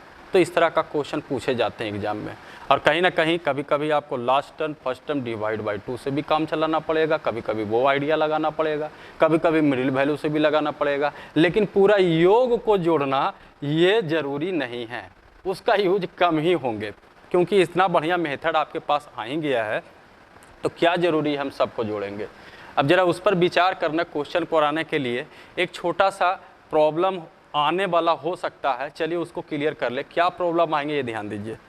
जैसे अब क्वेश्चन आएंगे कि 7 लगातार जो है विषम संख्या है, तो हम लोग को ये समझना है, और समझने में जो आप डेटा देखे थे वहीं से आप नोटिस कर लेते तो ज़्यादा बेहतर होता। जैसे देख सकते थे 1 2 3 4 5, इसको बोला गया कंटिन्यू नंबर, क्योंकि अगर कहा जाए तो या तो कंटिन्यू नंबर होंगे, या तो कहने का मतलब नंबर हो सकते हैं, या तो ऑड नंबर हो सकते हैं, या तो इवन नंबर हो सकते हैं। जैसे देखिए इवन नंबर में लिखा जाए 2 4 6 8 10, या कहा जाए यहाँ पर तो दिया हुआ है 1 3 5 7 9। छोटा सा पॉइंट किया है, उसके बाद हम एग्जाम्पल आ रहे हैं। जितना भी बताया गया उसके बाद थोड़ा सा और थ्योरी होंगे, लेकिन जो थ्योरी बताया उस पर थोड़ा सा दो गो एक एग्जाम्पल ले लेते हैं तो अच्छा रहेगा आपके लिए भी। इसमें एक पॉइंट उसको नोटिस करना है, उसी के लिए हम फिर से इसको हम शो कर रहे हैं कि रटिए नहीं, इस डेटा से ही आप पता कर लीजिए। देखिए नोटिस ये करना इसमें था कि अगर आप कंटिन्यू नंबर के रूप में कहते हैं तो ध्यान दीजिए आगे आप बढ़ रहे हैं तो कितना ऐड कर रहे हैं 1, अगर आप पीछे हट जाइएगा तो कितना लेस कीजिएगा 1। इसलिए ये पॉइंट को ध्यान रखिए, कभी कभी काम देंगे आपको जब बनाइएगा तेज़ी में और वहाँ पर कन्फ्यूजन ना हो। इसके लिए ध्यान रखिए कि अगर कंटिन्यू नंबर की बात करेगा तो सिर्फ ध्यान ये रखना है कि आगे बढ़िएगा तो 1 बढ़ाइए और पीछे हटिएगा तो 1 घटाइए। कभी कभी question continue odd number continue even number में देंगे। यहाँ भी आप नोटिस कीजिए कि अगर कंटिन्यू ये इवन नंबर के रूप में है तो हम आगे बढ़ रहे हैं तो 2 बढ़ा रहे हैं, अगर हम 10 पर हैं और पीछे हट रहे हैं तो 2 घटाना भी पड़ेगा।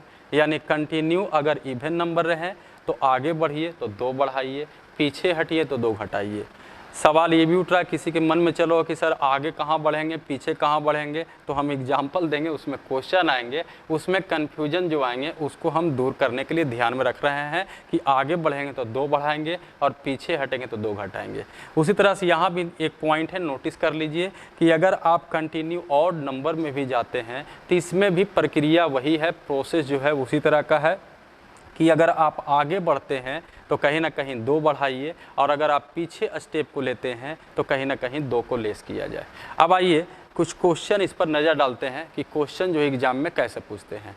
जबकि ये ध्यान रखिए कि जैसा ही थ्योरी ख़त्म हो जाएंगे तो कहीं ना कहीं चैप्टर का, हमने कहा कि जिस तरह से चैप्टर का कुछ थ्योरी होना चाहिए, बेसिक आपका मजबूत होना चाहिए, तो उसके अलावा आपके पास टाइप भी होना चाहिए कि देखिए एवरेज में कैसा कैसा टाइप होता है, और टाइप के माध्यम से आपको पूरी तरह से उस पर चैप्टर पर कमांड हो जाएगा। ये मान के चलिए टाइप अगर कहा जाए तो कहीं ना कहीं 50 टाइप का हो सकते हैं, 60 टाइप भी हो सकते हैं। जितना टाइप पढ़िएगा वो आपके लिए ज़्यादा बेहतर होंगे, अलग अलग तरह का क्वेश्चन होंगे। ऐसे कोर्सेज मेरा रहेगा कि इस एवरेज में कम से कम आपको 60 से 70 क्वेश्चन का टाइप हम आपको बता दें, जिससे आपको हर तरह का किताब, कहीं का एग्ज़ाम, कहीं का पैकेज आप इजी वे में बना सकते हैं।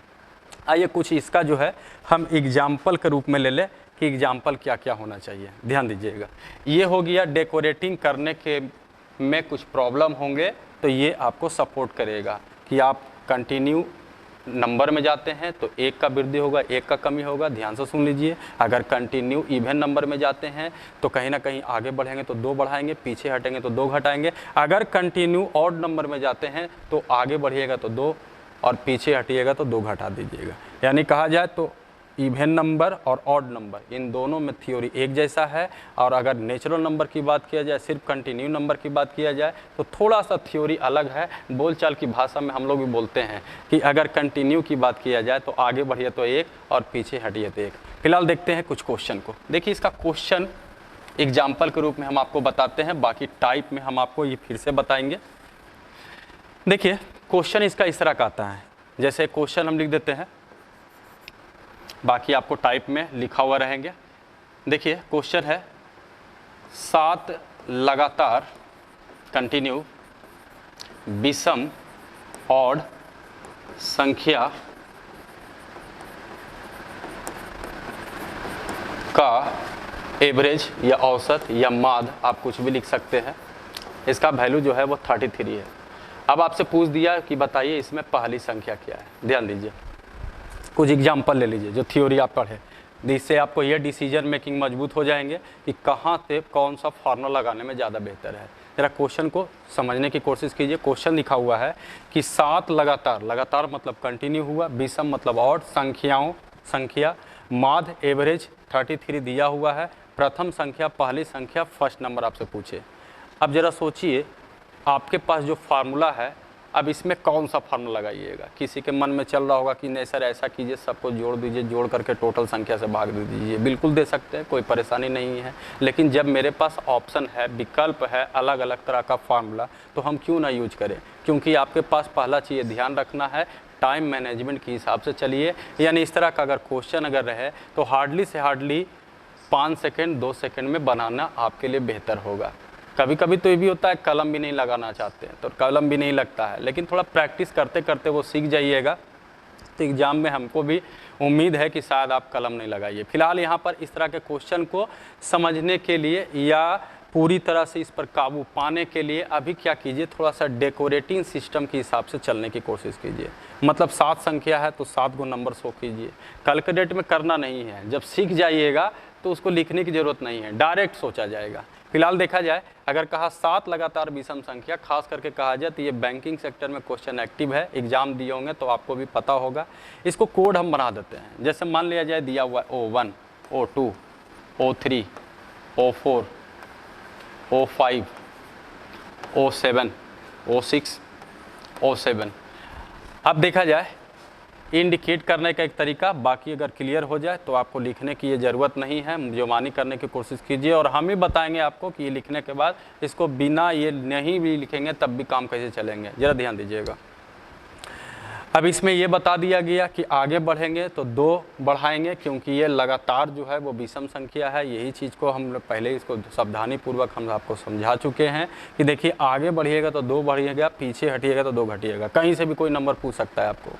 याद कीजिए इस तरह का क्वेश्चन आप 9-10 में भी बनाए होंगे, तो उस समय याद कीजिए टीचर मानते थे माना कि x पहली विषम संख्या x, दूसरी विषम संख्या x+2, तीसरी x+4, चौथी x+6, वटेवर और भी होगा, फिर सबको जोड़ते थे। जोड़ने के बाद अकॉर्डिंग टू द क्वेश्चन करते थे, यानी प्रश्न अनुसार करते थे। उसके बाद डील करते थे, क्योंकि उसके बाद आपका इक्वेशन आता था तो डील करना पड़ता था, तब जा कर के आंसर लाना पड़ता था। इतना टाइम आपके पास नहीं होगा और सो भी करने की कोई ज़रूरत नहीं है, तो इसलिए बेहतर होगा कि ये डेकोरेटिंग करने की कोशिश कीजिए। आइए इस क्वेश्चन को डील करते हैं।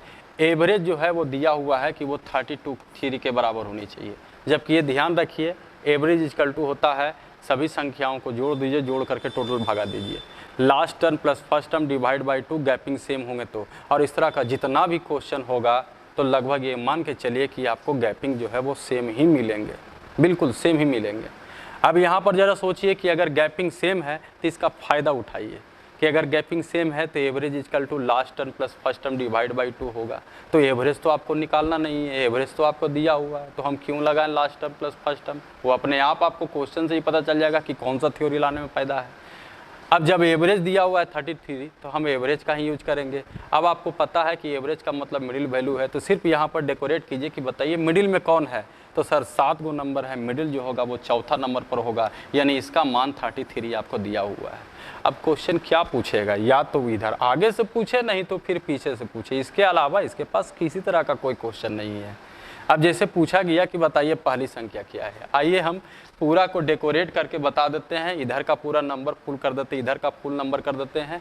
और अगले बार क्वेश्चन एग्जाम में आता है तो फुल मत कीजिएगा, ऑन द स्पॉट जो क्वेश्चन पूछा उसी पर सिर्फ हम आपको बता रहे हैं कि देखिए अगर आगे बढ़ते हैं तो टोटल नंबर जितना है उसका क्या क्या मान होना चाहिए, पीछे हटते हैं तो उसका क्या क्या मान होना चाहिए। अब ज़रा देखिए, अगर हम 5वां नंबर पर जाना चाहेंगे तो ये देखिए ऑड नंबर है, और पहले क्लियर कर चुका कि ऑड नंबर में एक स्टेप से दूसरा स्टेप, अर्थात एक संख्या से दूसरी संख्या पर जाना चाहते हैं तो कहीं ना कहीं 2 का बढ़त करना पड़ेगा, 2 जोड़ना पड़ेगा। यानी अगर हम चौथा नंबर से 5वां नंबर पर जाना चाहते हैं तो 2 का वृद्धि होगा, अर्थात ये 35 होगा। सिमिलरली उसी तरह से यहाँ अगर बढ़ेंगे तो ये 37 होंगे, और आगे बढ़ते हैं तो ये 39 होंगे। अगर इच्छा है आपको कि हम बैक हो जाए, पीछे आ जाए, तो उसी तरह से जब आगे बढ़े तो 2 बढ़ाएं, तो पीछे हटेंगे तो 2 घटाएंगे। अगर ये 33 है तो लेस करेंगे 2 तो 31 हो जाएगा, फिर ये 29 हो जाएंगे, और ये फिर ये 27 हो जाएंगे। ये पूरा नंबर आपका तैयार हो चुका है। अब आपसे जो क्वेश्चन पूछ दे वो आंसर आपका हाजिर होना चाहिए। फिलहाल आपसे पूछा पहली संख्या क्या है, पहली संख्या आपका 27 है, तो ये इससे फ़ायदा हो सकता है। जरा देखते हैं, हमने ये भी कहा कि देखिए क्या ये डेकोरेट पूरा करना ज़रूरी है, तो नहीं, बिल्कुल नहीं है। ये सिर्फ कॉन्फिडेंस बढ़ाने के लिए कि आप सीख जाइए, कॉन्फिडेंस आपका हो जाए, उसके बाद आपको लगता है कि हम डेकोरेट ना लिखें तब भी कोई दिक्कत नहीं है, आप ऑन द स्पॉट आंसर कीजिए। सिर्फ ये ध्यान रखिए कि जो आपके पास डेटा, डिजिट, कांस्टेंट, टर्म दिया हुआ है आप उसका यूटिलाइज कीजिएगा, तभी ना आगे बढ़िएगा। तो हाँ, करिएगा क्या, अगर आपको पूरा विस्तार नहीं करना है तो सिर्फ ये ध्यान रखिए पॉइंट बाई पॉइंट, 7 लगातार विषम संख्याओं का औसत जो है वो 33 है। तो औसत का मान जो है वो 33 दिया हुआ है, एवरेज का मान जो है वो 33 दिया हुआ है। जरा सोचिए कि 7 गो नंबर में मिडिल टर्म जो होगा वो एवरेज होगा, तो 7 नंबर में मिडिल टर्म कौन सा होगा? तो कहीं ना कहीं मिडिल टर्म जो होंगे वो कहीं ना कहीं चौथा टर्म हो जाएंगे आपका, क्योंकि 1 2 3 7 तक चलिएगा तो 3 इधर चल जाएंगे, 3 इधर चल जाएंगे, तो बीच में आपका चौथा टर्म जो होंगे वो मिडिल के रूप में होंगे, यानी चौथा टर्म का मान जो है वो आपका दिया हुआ है 33 के रूप में। अब आपसे पूछा पहली संख्या क्या है, यानी O1 का मान पूछ रहा है। सर चौथा संख्या से पहली संख्या में जाने में कहीं ना कहीं कितने संख्या को आप पार कीजिएगा? तो 3 संख्या के रूप में आप पार कीजिएगा, यानी 3 संख्या का मतलब आपको घटाना पड़ेगा, और एक संख्या को आप बैक करते हैं तो 2 घटाते हैं, तो 3 संख्या को बैक कीजिएगा तो कहीं ना कहीं 3 दूना 6 होंगे, अर्थात यहाँ पर 6 घटाना पड़ेगा, और ये आपका आंसर जो है वो 27 के बराबर हो जाएंगे। ये आपका आंसर तैयार होगा। तो ये जब उसको जो अभी डेकोरेट करके बताया गया, आप उसको पहले प्रैक्टिस कीजिएगा। प्रैक्टिस पूरी तरह से अगर कायम हो जाए, पूरी तरह से हैंडल हो जाए, तब आप इसको इस तरह से इजी वे में बनाने की कोशिश कीजिए, परेशानी कुछ भी नहीं होगा। कुछ एग्जाम्पल हम आपको और देते हैं, ध्यान दीजिए।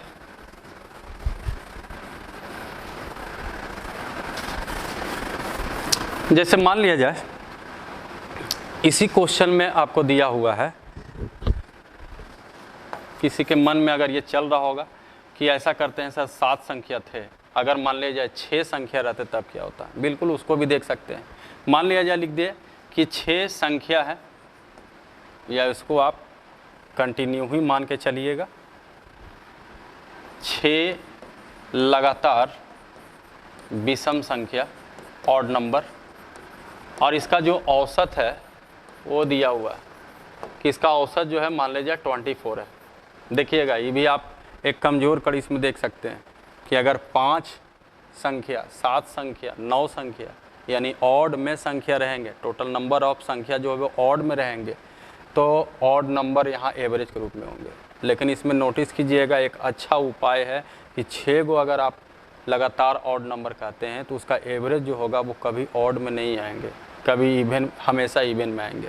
खैर वो बात की बात है, लेकिन अगर इस पर भी अगर आप पकड़ बनाना चाहते हैं तो कभी कभी कुछ क्वेश्चन होता है, गलती आ जाता है, तो उस पर ये पकड़ बना सकता है। फिलहाल उस पर ज़्यादा नज़र ना डाल करके आइए इस क्वेश्चन को देखते हैं। जैसे लिखा हुआ है 6 लगातार विषम संख्या का जो औसत है वो 24 के बराबर है। अब आपसे पूछ दिया कि बताइए इसमें तो दूसरी संख्या क्या है। मान लीजिए आपसे पूछ दिया कि सेकंड नंबर आपसे पूछ रहा है कि सेकंड नंबर क्या होना चाहिए। अब ज़रा सोचिए, यहाँ भी अगर आप डेकोरेट करते हैं, जैसे O1 लिख दिए, O2 लिख दिए, O3 लिख दिए, O4 लिख दिए, O5 लिख दिए, O6 लिख दिए। अब ज़रा सोचिए इसका एवरेज जो है वो 24 है, तो हमने कहा एवरेज का मतलब होगा मिडिल वैल्यू। अब रही बात, यहाँ मिडिल आपको आया नहीं, अभी तो इसके पहले देखे थे कि मिडिल वैल्यू था, आराम से रखे थे, उसके बाद आगे बढ़े, पीछे बढ़े, आंसर जो पूछा, जो क्वेश्चन पूछा उसके हिसाब से आंसर भी हम लोग कर दिए। लेकिन यहाँ पर अगर हम 24 को एवरेज को हम यूटिलाइज करना चाहेंगे तो कहीं ना कहीं देखेंगे कि एवरेज का मतलब जो होता है वो मिडिल वैल्यू होता है। तो क्या मिडिल है, दिखाई दे रहा है? तो नहीं सर, मिडिल दिखाई नहीं दे रहा है। सर 3 इधर चल जाएंगे, 3 इधर चल जाएंगे, मिडिल कहाँ बचा? तब इसी आधार पर ये 2 तरह का सिचुएशन होगा। इस तरह से इसके पहले कहा गया कि कभी कभी कुछ ऐसे क्वेश्चन होंगे जिसमें मिडिल डायरेक्ट दिखाई देगा, और कुछ ऐसे क्वेश्चन होंगे जिसमें मिडिल दिखाई नहीं देगा। इसके पहले आप देखे थे कि मिडिल डायरेक्ट दिखाई दिया था, कुछ में मिडिल नहीं दिखाई दे रहा था, तो हमने कहा कि दोनों को जोड़ के दूसरे भाग कीजिए, याद कीजिए, इसके पहले बताया गया। तो उस आधार पर यहाँ भी अगर हम उसी रूल को अपनाएंगे, डाइवर्ट नहीं होना है थ्योरी से, एवरेज का मतलब मिडिल वैल्यू है, तो हमने कहने का मतलब है, दूसरे शब्दों में हम ये कहें कि अगर जहाँ पर मिडिल दिखाई नहीं दे उस हालात में अगर कहा जाए तो इन दोनों के बीच में ये नंबर बैठना चाहिए जबकि ध्यान रहे कि अगर हम किसी एक नंबर से दूसरे नंबर पर जाते हैं तो ये जो बढ़त होगा, जो वृद्धि होगा, 2 का होगा। जबकि ये पूरी तरह से अगर ये मिडिल के रूप में आ गया, क्योंकि ये मिडिल वैल्यू आपका एवरेज होगा, अर्थात इन दोनों के बीचों बीच में आएंगे, तो कहीं ना कहीं कह सकते हैं कि ये 2 रुपया जो था वो आधा आधा भाग में बढ़ चुका है। तो ये एक जो है आपका इधर बट गया और एक इधर बट गया। जबकि ये ध्यान रहे प्रोसेस यही है कि अगर आगे बढ़ते हैं तो जोड़ने का क्रिया कीजिए और पीछे हटते हैं तो घटाने का प्रोसेस लगाइए। अब ज़रा सोचिए कि अभी 24 जो है, ये भ्रम में मत रहिए, 24 जो है ना तो ये तीसरा नंबर है या तो ना तो ये चौथा नंबर है।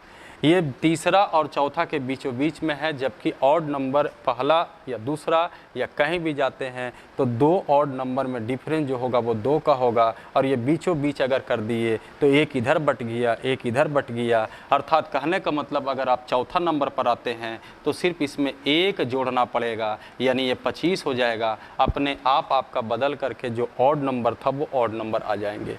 अब यहाँ से अगर आप बढ़ते हैं तो फ्री माइंड है, क्योंकि चौथा से आप पाँचवा पर जा रहे हैं तो नियम के आधार पर 2 का वृद्धि होगा, अर्थात ये 27 हो जाएंगे। ये अगर 2 से और वृद्धि करते हैं तो ये 29 होंगे। उसी तरह से विशेष रूप से इधर ध्यान दीजिए कि अगर हम तीसरा पर आना चाहते हैं तो बैक आ रहे हैं, पीछे जा रहे हैं, और नियम कहता है पीछे जा रहे हैं तो आप क्या कीजिएगा, 1 घटाइएगा। तो आपको 1 घटाना है, अर्थात तीसरा का जो नंबर होंगे 24 में से 1 चला जाएगा, ये 23 हो जाएंगे। ये कहीं ना कहीं 21 हो जाएंगे और ये कहीं ना कहीं 2 और घटाइएगा तो 19 हो जाएंगे। ये भी पूरी तरह से कमांड होना चाहिए। इस तरह का भी क्वेश्चन आपको इजी वे में बनना चाहिए। इस तरह के क्वेश्चन में कोई परेशानी नहीं होनी चाहिए। कुछ और एग्जाम्पल आप देख सकते हैं और क्या क्या क्वेश्चन हो सकता है उदाहरण के रूप में। जिस तरह से अगर कहा जाए यहाँ पर कि विषम संख्या थे, हो सकता है यहाँ पर सम संख्या राजा, ध्यान दीजिए 6 है, मान लिया जाए यहाँ पर 5 कर देते हैं, 6 भी बता दिया जाएगा आपको। 5 लगातार सम संख्या है और इसका औसत जो है दे दिया है कि 52 दिया हुआ है। और आपसे पूछ दिया इसमें कि बताइए चौथी संख्या क्या है, 4th नंबर की चौथी संख्या क्या है। अब इसके लिए भी क्या कीजिए, डेकोरेट आप कर सकते हैं। बाकी बाद में हमने कहा कि डेकोरेटिंग जब क्लियर हो जाए तो बिना डेकोरेटिंग का अब बनाने की कोशिश कीजिए। बस माइंड में सोचने की ज़रूरत है आपको। अब ज़रा सोचिए, यहाँ भी 5 लगातार सम संख्या है। सुविधा के लिए अगर कहा जाए तो एक को अगर E1 कहा जाए, दूसरा को अगर E2 कहा जाए, तीसरा को अगर E3 कहा जाए, चौथा अगर E4 हो जाएंगे, पाँचवा जो है अगर वो E5 के रूप में अगर हो जाते हैं, तब इसमें अब एवरेज का उपयोग कीजिए। और इस तरह का जितना भी क्वेश्चन होगा सर हम यही कहेंगे, एवरेज का मतलब मिडिल वैल्यू, सारा को टारगेट कीजिए। आंसर आपका इजी वे में, हर तरह का क्वेश्चन का आंसर इजी वे में निकल जाएंगे। अब यहाँ भी अगर कहा गया कि एवरेज जो है वो 52 है तो आप इस पर अमल लाइए कि एवरेज का मतलब मिडिल वैल्यू है, तो इसमें मिडिल कौन होंगे। और बिल्कुल यहाँ पर देखा जाए मिडिल के रूप में कहा जाए तो तीसरा नंबर जो होगा वो मिडिल के रूप में होंगे, अर्थात यहाँ पर आप 52 लिखने की कोशिश कीजिए। रही बात अब क्वेश्चन जो पूछेगा उसके हिसाब से जवाब दीजिए, ये ना कि फिर आप पूरा को निकालिए और इधर भी पूरा को निकालिए। ऑन द स्पॉट जो है वो क्वेश्चन पर विचार कीजिए। तो क्वेश्चन आपसे पूछ रहा है कि बताइए चौथी संख्या क्या है, अर्थात चौथा संख्या का मान हमको निकालना है और इसमें कुछ नहीं निकालना है। तो चौथी संख्या आपका ये था और आपको पता है आगे बढ़ेंगे तो 2 बढ़ाएंगे और पीछे हटेंगे तो 2 घटाएंगे, अर्थात चौथी संख्या पर जाना है तो ठीक इसमें 2 जोड़ देंगे। ये आपका 54 आपका आंसर तैयार हो जाएगा कि इसका आंसर जो होगा वो 54 के बराबर होनी चाहिए। उसी तरह से अगर कहा जाए, ध्यान दीजिए, मान लिया जाए कभी ऐसा क्वेश्चन किसी के मन में चल रहा है कि सर यहाँ 8 कर देते हैं, तो चलिए 8 कर दिया, जिसमें मिडिल आपको दिखाई नहीं देंगे। अब कह दिया जाए कि इसका एवरेज जो है मान लीजिए दिया हुआ है कि 63 है और आपसे पूछ दिया कि बताइए कि इसका 7वां संख्या क्या होगा। जी 7th नंबर जो होंगे वो क्या किसके बराबर होंगे।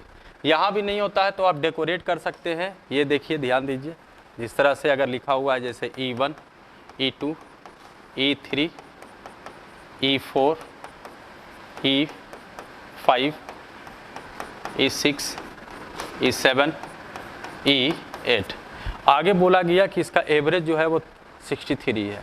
अब ज़रा देखिए 8 जो नंबर लीजिएगा तो उसमें मिडिल दिखाई नहीं देंगे। उस हालात में हमने कहा कि मिडिल नहीं दिखाई देंगे तो 2 जो बीच में नंबर है ठीक यहाँ से बीचों बीच ये नंबर को यहाँ पर सेट करने की कोशिश कीजिए।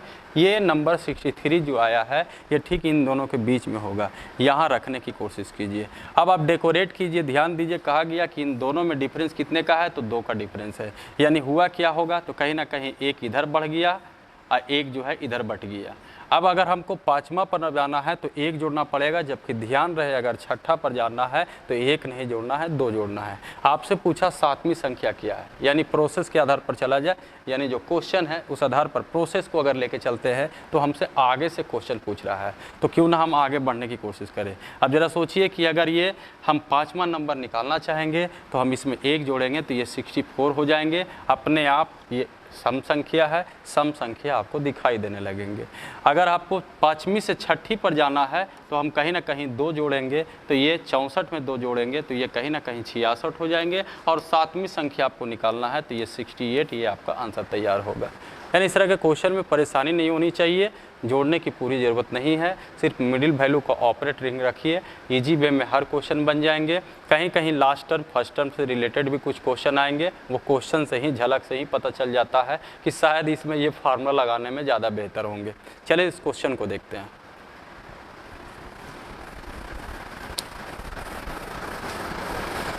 ध्यान दीजिए, देखा जाए एक क्वेश्चन देखे होंगे, सेट उट मारिएगा तो वो क्वेश्चन काफ़ी ज़्यादा अप टू डेट है, बहुत सारे एग्ज़ाम में भी पूछ देते हैं, छोटे छोटे एग्ज़ाम होंगे उसमें भी पूछ देते हैं।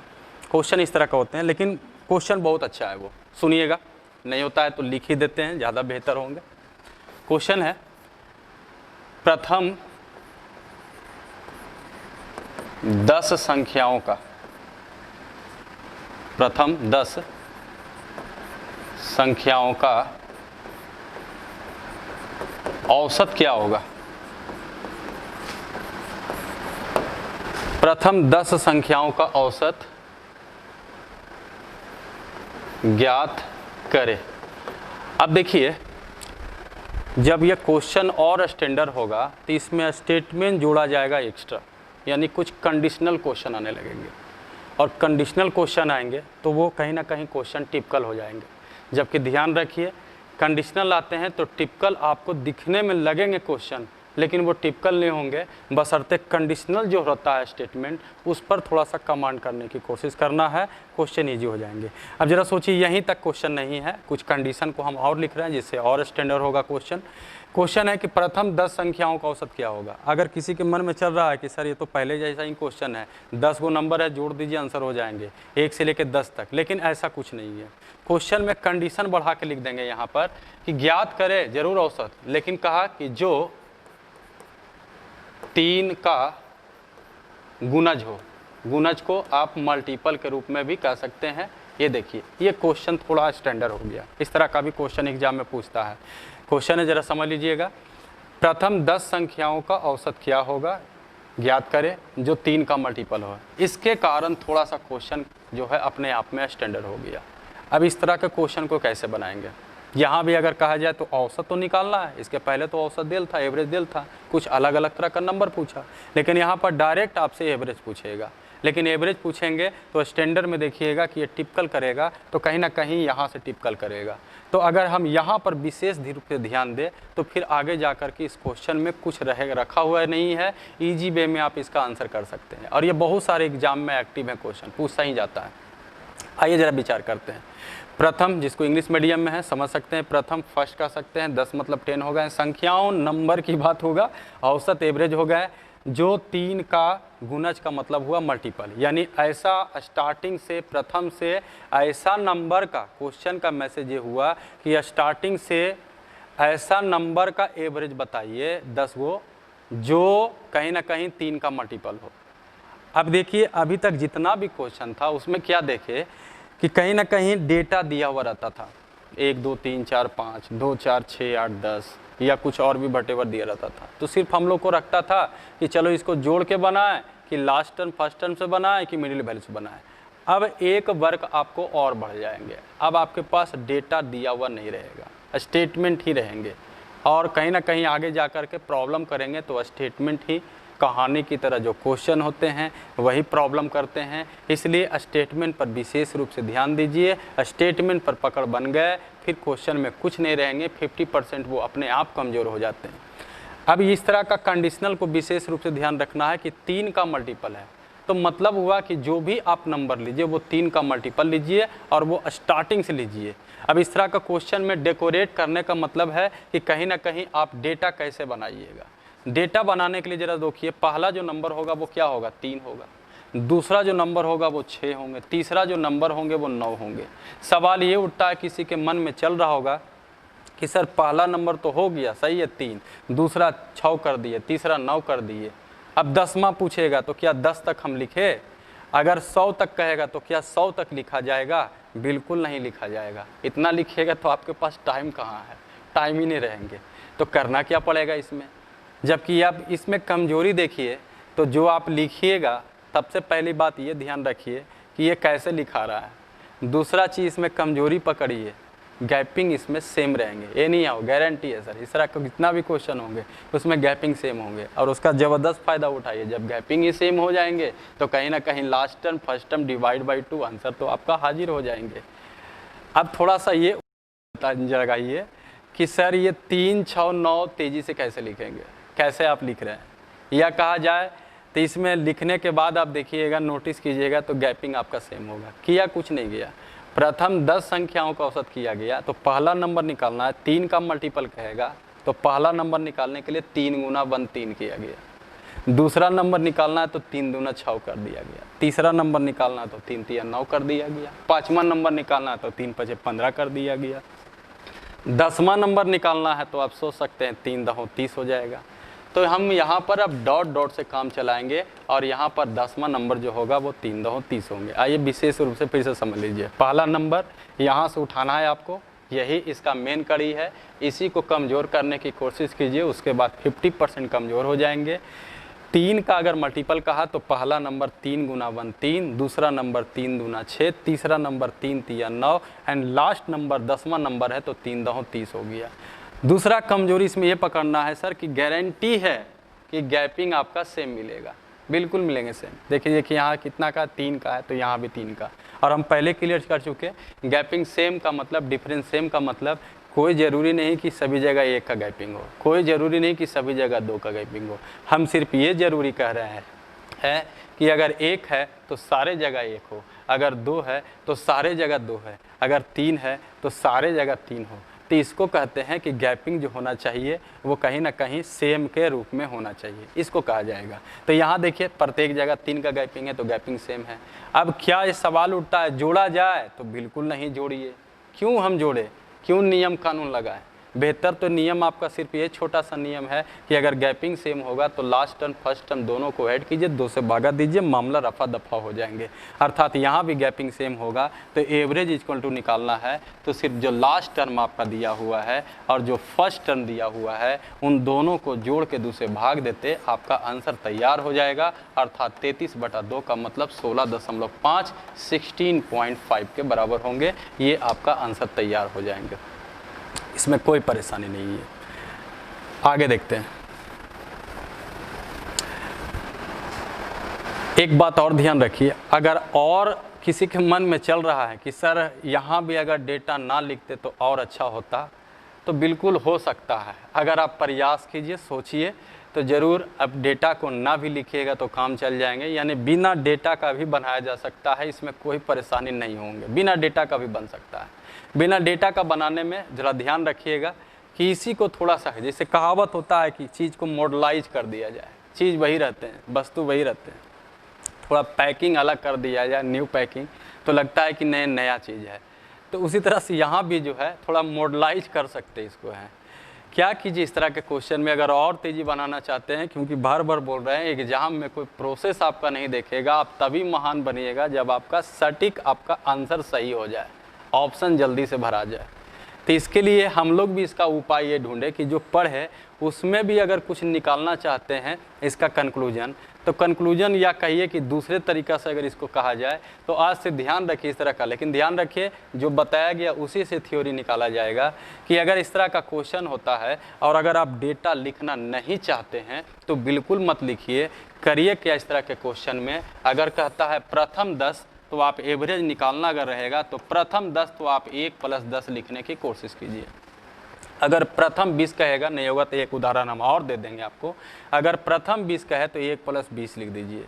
यानी ध्यान रहे अगर कहता है प्रथम 10 संख्याओं का औसत ज्ञात कीजिए जो 3 का मल्टीपल है, इस तरह का जितना भी क्वेश्चन कहे तो सिर्फ ये ध्यान रखिए पैसे प्रथम 10 है तो एक 1 और एक लास्ट नंबर 10 लिखिए, उसको 2 से भागा दीजिए और आगे कहता है जितना का ये मल्टीपल है सर उतना का मल्टीपल कीजिए, आंसर आपका हाजिर हो जाएगा। कोई यहाँ पर डेकोरेट नहीं करना है, किसी तरह का कोई डायग्राम नहीं बनाना है।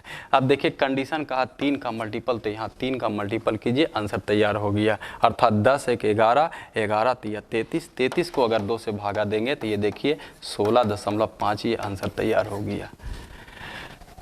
समझ सकते हैं। देखते हैं एक क्वेश्चन और हम कब दिखाते हैं। जैसे मान लिया जाए क्वेश्चन है,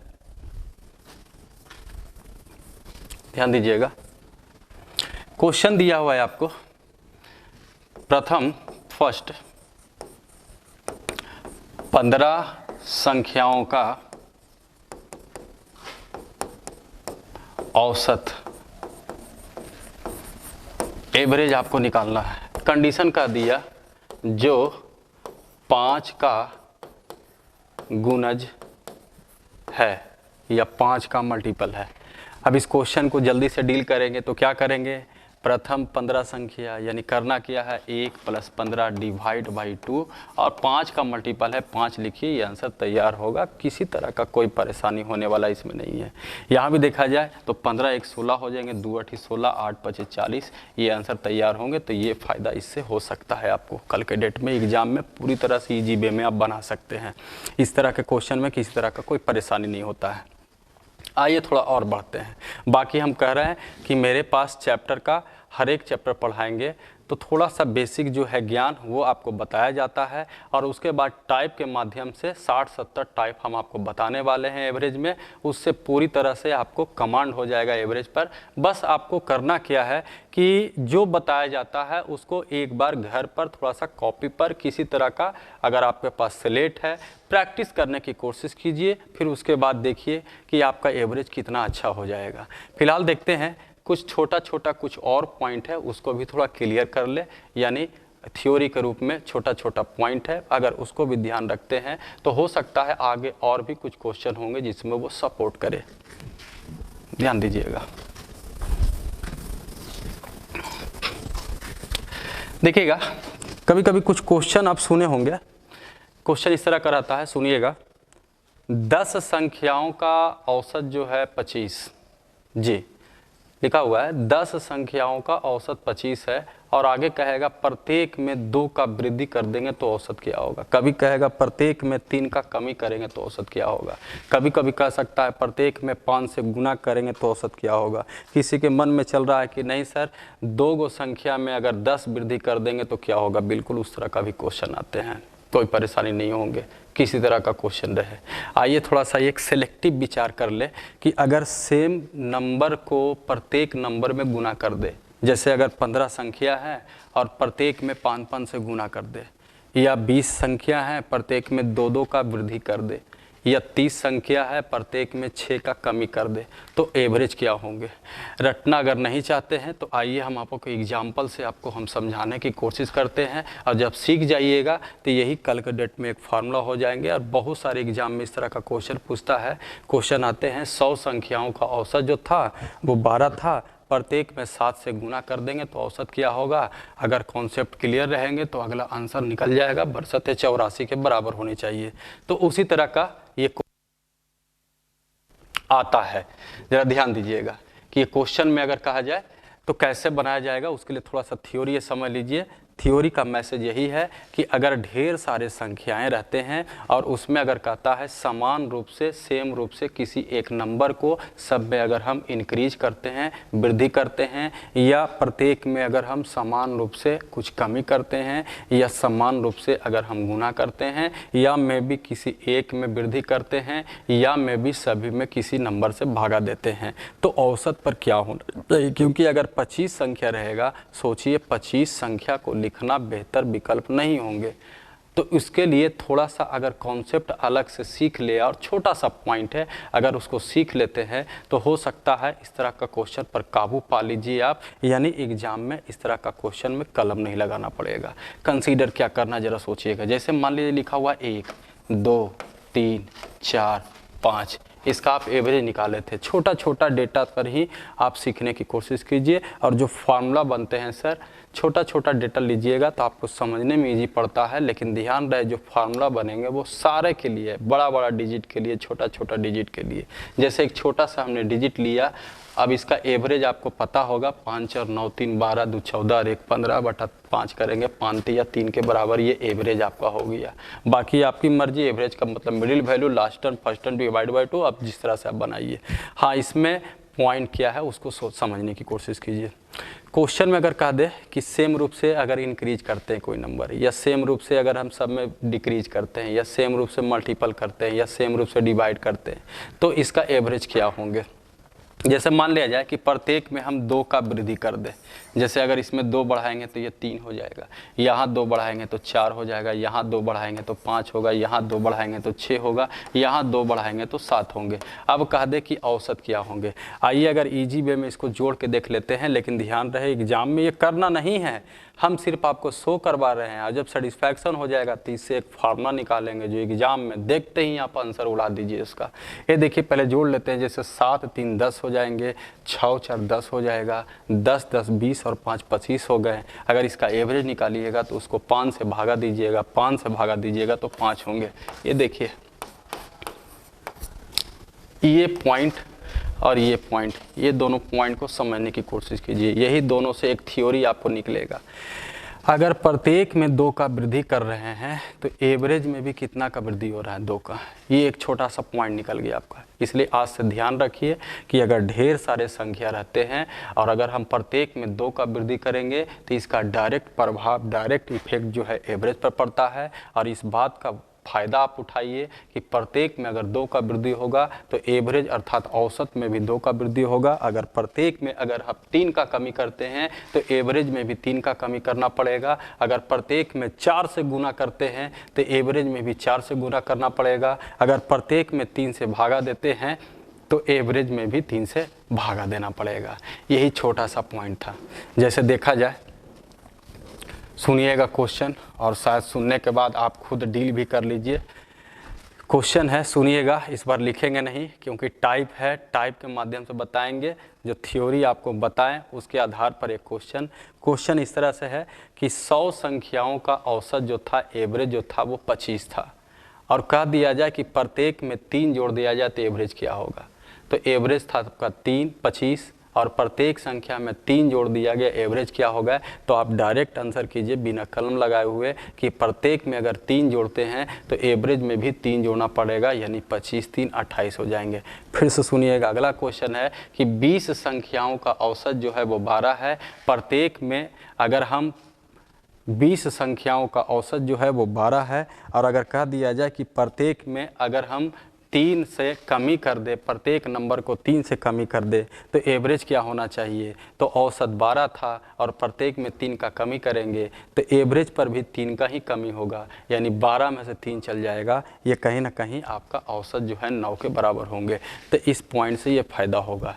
इस पॉइंट को कहा जाता है सेम रूप से इंक्रीज करना, सेम रूप से डिक्रीज करना, या सेम रूप से मल्टीपल करना, या सेम रूप से अगर आप डिवाइड करते हैं तो इसका सीधा प्रभाव जो होगा, इफेक्ट जो है वो एवरेज पर पड़ेंगे। ये था पॉइंट आपका। अब रही बात एवरेज में अगर कहा जाए तो एक पॉइंट आपका है, या ये कहा जाए कि मेन कड़ी इस चैप्टर का हो सकता है।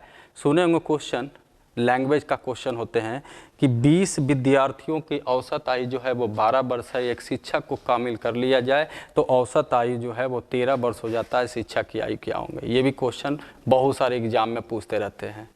तो इसको बोला जाता है ग्रुप क्वेश्चन।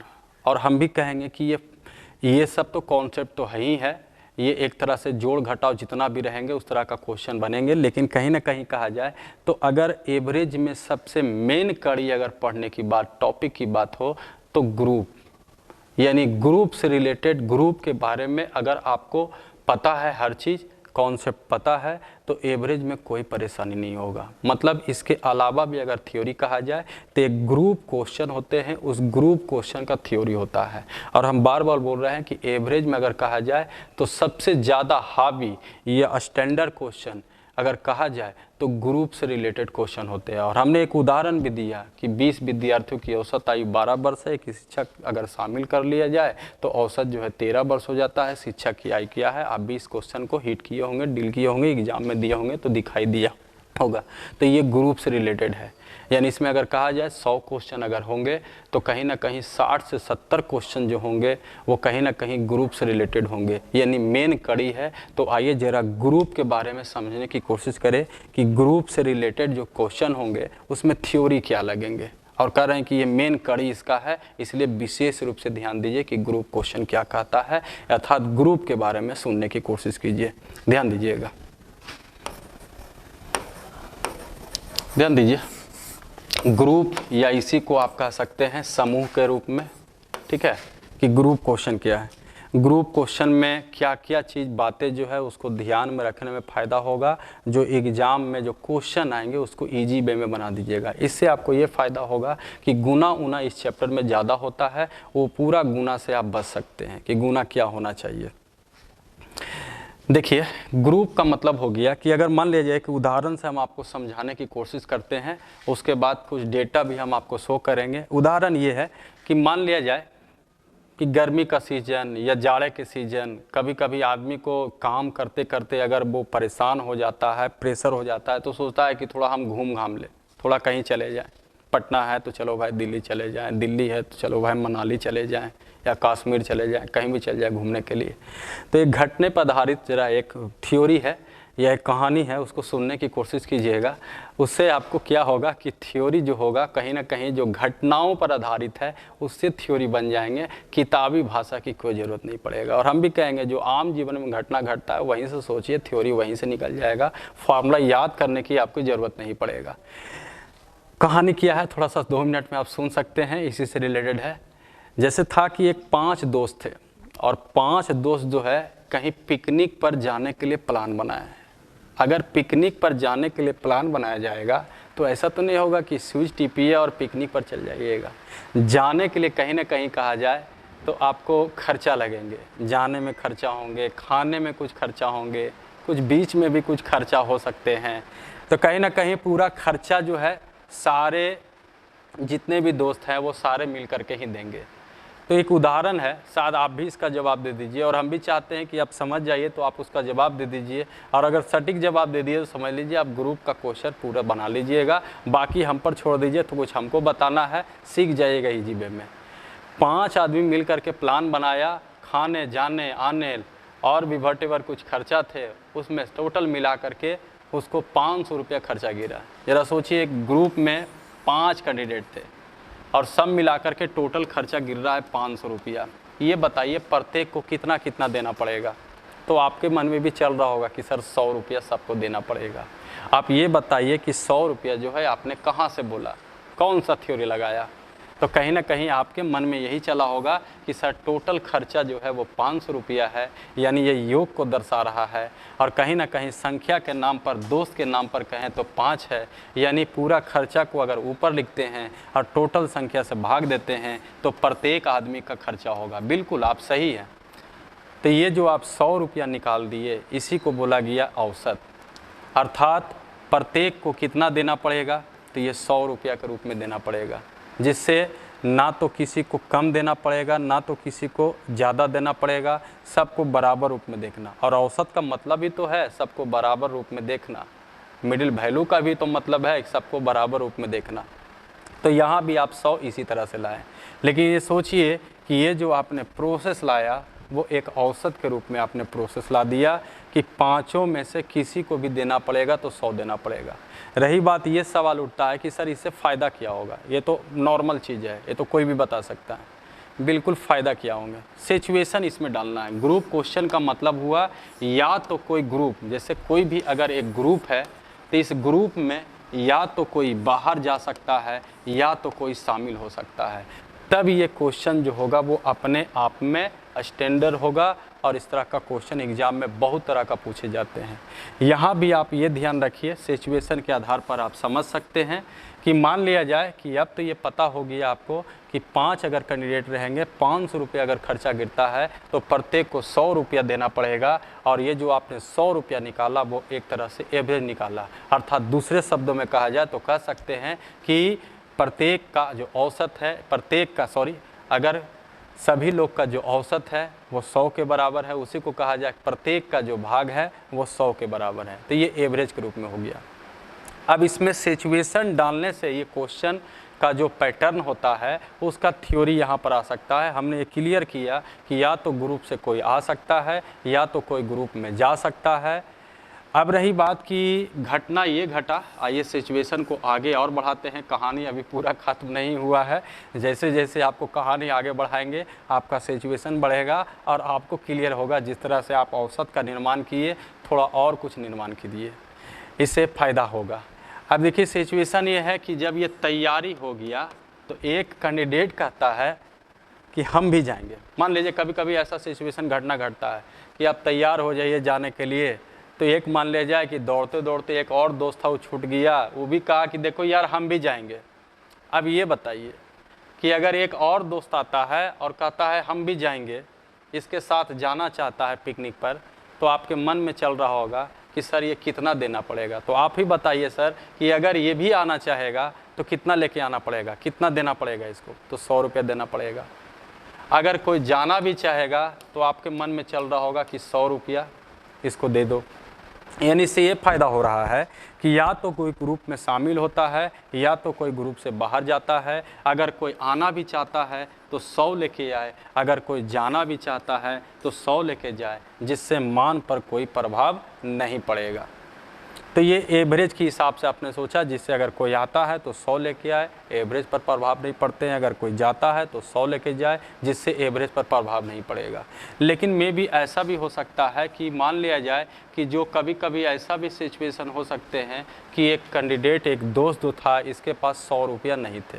ये तय है, यहाँ तक तो सही है आप कि आना है तो 100 रुपये लेके आइए, जाना है तो 100 रुपये लेके जाइए। कहीं ना कहीं अगर ऐसा करते हैं तो आपके एवरेज में कोई प्रभाव नहीं पड़ता है। लेकिन अगर सिचुएशन को और बढ़ाया जाए ग्रुप में, कि मान लिया जाए कि जो कैंडिडेट आ रहा है, एक नया कैंडिडेट, अगर वो कहीं ना कहीं मान लिया जाए 88 रुपया ही लेके आए, तब क्या होगा। और इसी चीज़ बात को यहाँ समझना है जो बड़े क्वेश्चन में आपको सपोर्ट करेगा। तो आप सोचिए कि अगर ये 88 रुपया लेके आता है, जबकि कंपलसरी आपको जो भी एक्टिव करना है ग्रुप से रिलेटेड क्वेश्चन में यही, इसी को मैसेज होता है, या तो लेकर आएगा या तो लेकर जाएगा। अब ज़रा सोचिए कि अगर इस ग्रुप में अगर एंट्री करना है तो कितना रुपया लेके आना चाहिए था, 100 रुपया, लेकिन वो लेके कितना आ रहा है, 88 रुपया। तो कहीं ना कहीं ये 12 रुपया कम लेके आ रहा है।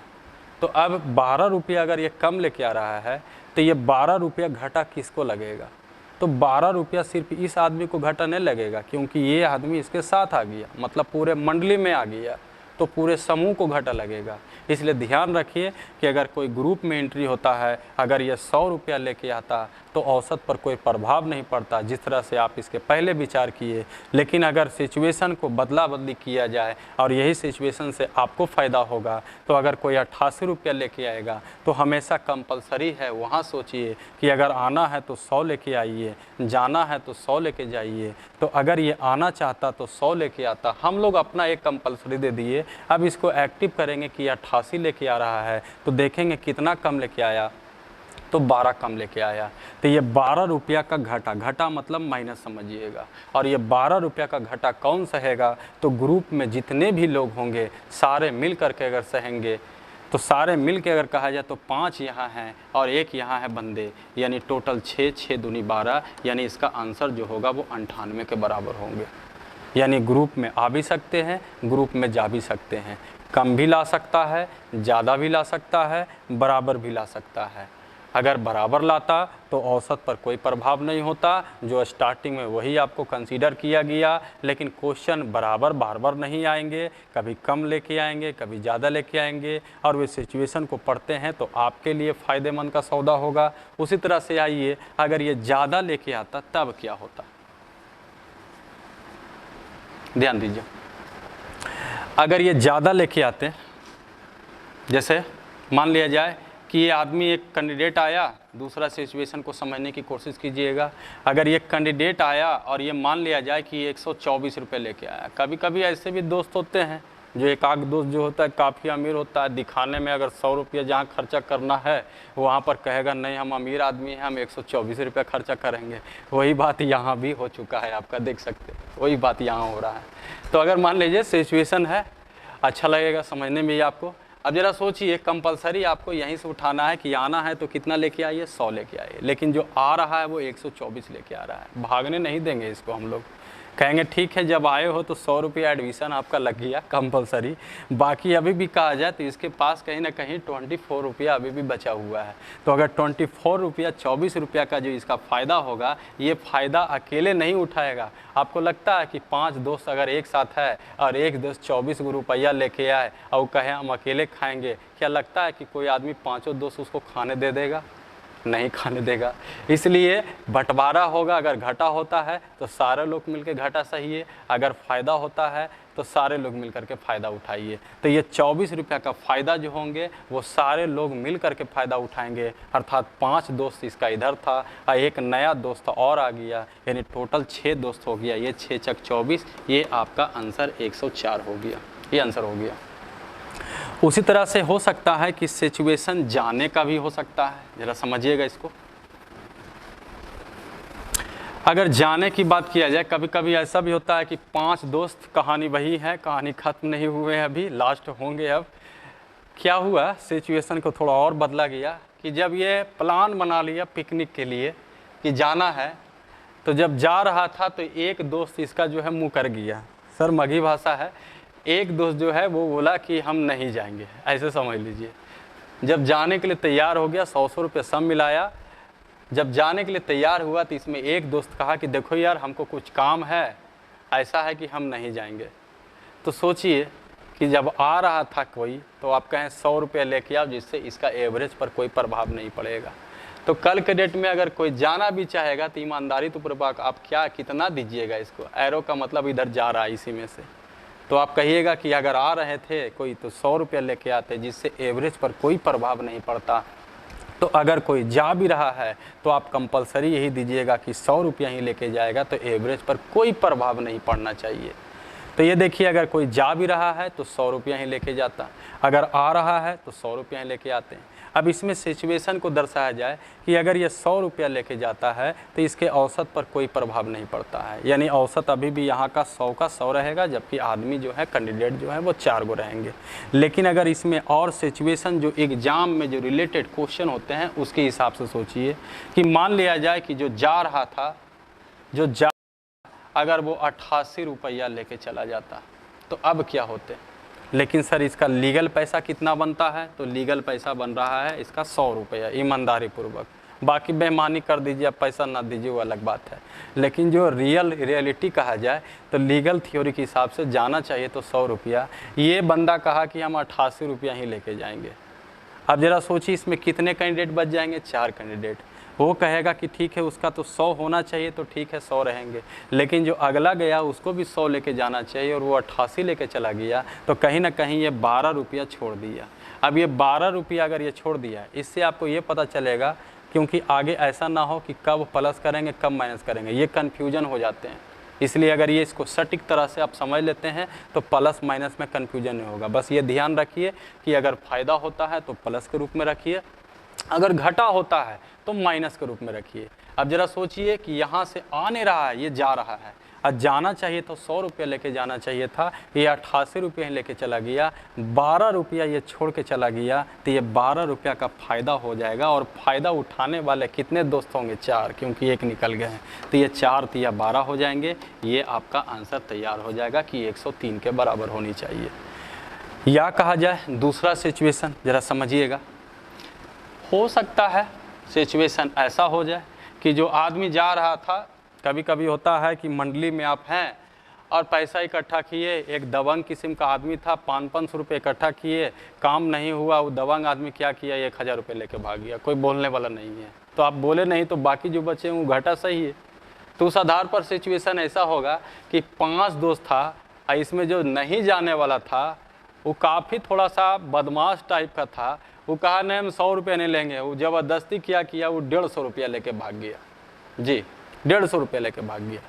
अब 150 रुपया अगर लेके भाग गया, यह मान लिया जाए ज़्यादा लग रहा है किसी को कि सर इतना पैसा लेके जल जाएगा तो फिर प्रॉब्लम हो जाएगा, मान लिया जाए कि ठीक है ये 136 रुपया लेके चला गया, ऐसा समझिए 136 लेके चला गया। ऐसा आप कुछ भी लिख सकते हैं, मैटर कुछ भी नहीं है, जो इच्छा जो लिखिए।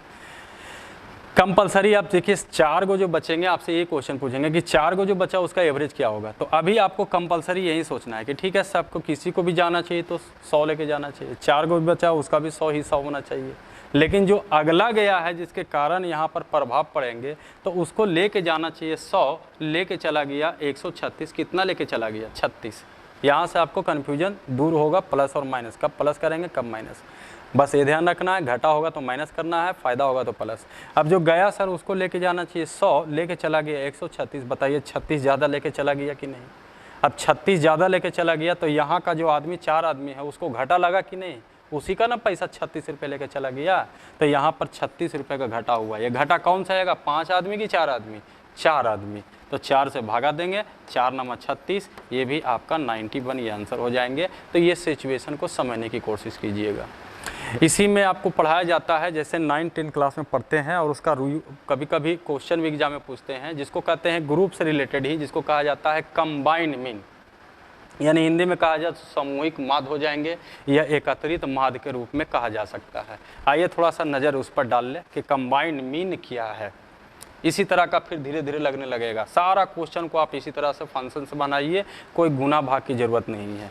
देखिए इसमें सिर्फ सोचने का तरीका, विकल्प अलग होना चाहिए। जैसे सपोज कीजिए कि अगर हम एक तरफ लिखते हैं 25 गुना 24 लिख दिया जाए, ठीक है, और एक तरफ लिख दिया जाए यहाँ पर मान ले जाए कि 23 गुना अगर 22 लिखा हुआ है, ये माइनस है। इस तरह का क्वेश्चन आता है। अब ये नॉर्मल क्वेश्चन, अब इसको डील किया जाए तो कहीं ना कहीं आदमी कहेगा कि 25 गुने 24 कीजिए, 23 गुने 22 कीजिए, सर गुना कीजिए, घटाइए, आंसर तैयार हो जाएगा। लेकिन बोलने में टाइम लग गया, करने में तो टाइम लगेगा आपको। गुना कीजिएगा यहाँ टाइम लगेगा, यहाँ गुना कीजिएगा टाइम लगेगा, लेस कीजिएगा कुछ टाइम वहाँ भी लगेगा। लेकिन अगर इसको सोचने का अगर आपका तरीका बदल जाए तो इसको एवरेज के आधार पर बनाया जाएगा। जरा सोचिए इसका तरीका क्या है कि अगर आप 5 5 5, आपको कहे 5 को 3 बार लिखिए, तो आप 5 5 5 3 बार, मतलब कह दे कि 5 को 3 बार जोड़िए। बचपन में आप ये काम करते थे 5 5 5 5। क्या आज के डेट में आपको कहें कि 5 को 3 बार जोड़िए तो आप ये काम कीजिएगा? नहीं कीजिएगा। आप कहिएगा सर शॉर्टकट चलते हैं, 5 गुने 3 हो गया, 5 को 3 बार। इस मैसेज को समझिए सर, 5 गुने 3 का मतलब है कि 5 को आप 3 बार लिखें। अगर हम आपसे पूछे कि 3 को 5 बार लिखे तो 3 3 3 3 3, बचपन में ये काम किया जा सकता था। लेकिन आज के डेट में कहिएगा कि सर 3 को 5 बार लिखने का मतलब है शॉर्टकट रास्ता अपनाइए, 3 गुने 5 कीजिए। किए क्या, यहाँ 5 गुने 3, यहाँ 3 गुने 5। इसका मतलब मैसेज ये हुआ कि 5 की संख्या कै गो है, 3 गो। या इसी को आप अपोजिट ऐसे भी सोच सकते हैं, 3 की संख्या कितने हैं, 5 है। इन दोनों तरह से फ्री हैं आप, 3 की संख्या 5 या 5 की संख्या 3। ये छोटा सा मैसेज यहाँ पर वाइटर रोल का काम करेगा। और सोच भी नहीं सकते हैं कि आपको जो गुना इतना बड़ा बड़ा है या गुना करने में जो टाइम लगेंगे वो छोटा गुना से काम चल जाएंगे। यहाँ भी हम इसको मैसेज उठा सकते हैं। एवरेज पढ़ रहे हैं तो एवरेज के हिसाब से सोच के, बहुत एवरेज ऐसा चैप्टर है कि बहुत सारे कैलकुलेशन, सिंप्लीफिकेशन का क्वेश्चन वो शॉर्टेज करके बना सकते हैं, बशर्ते आपको सोचने का तरीका, नज़रिया अलग होनी चाहिए। यहाँ भी देखा जाए इसको लिख सकते हैं 25 गुने 24 का मतलब मैसेज आप दूसरी तरह से उठा सकते हैं कि 24 जो है वो 25 बार आया है या 25 जो है वो 24 बार आया है।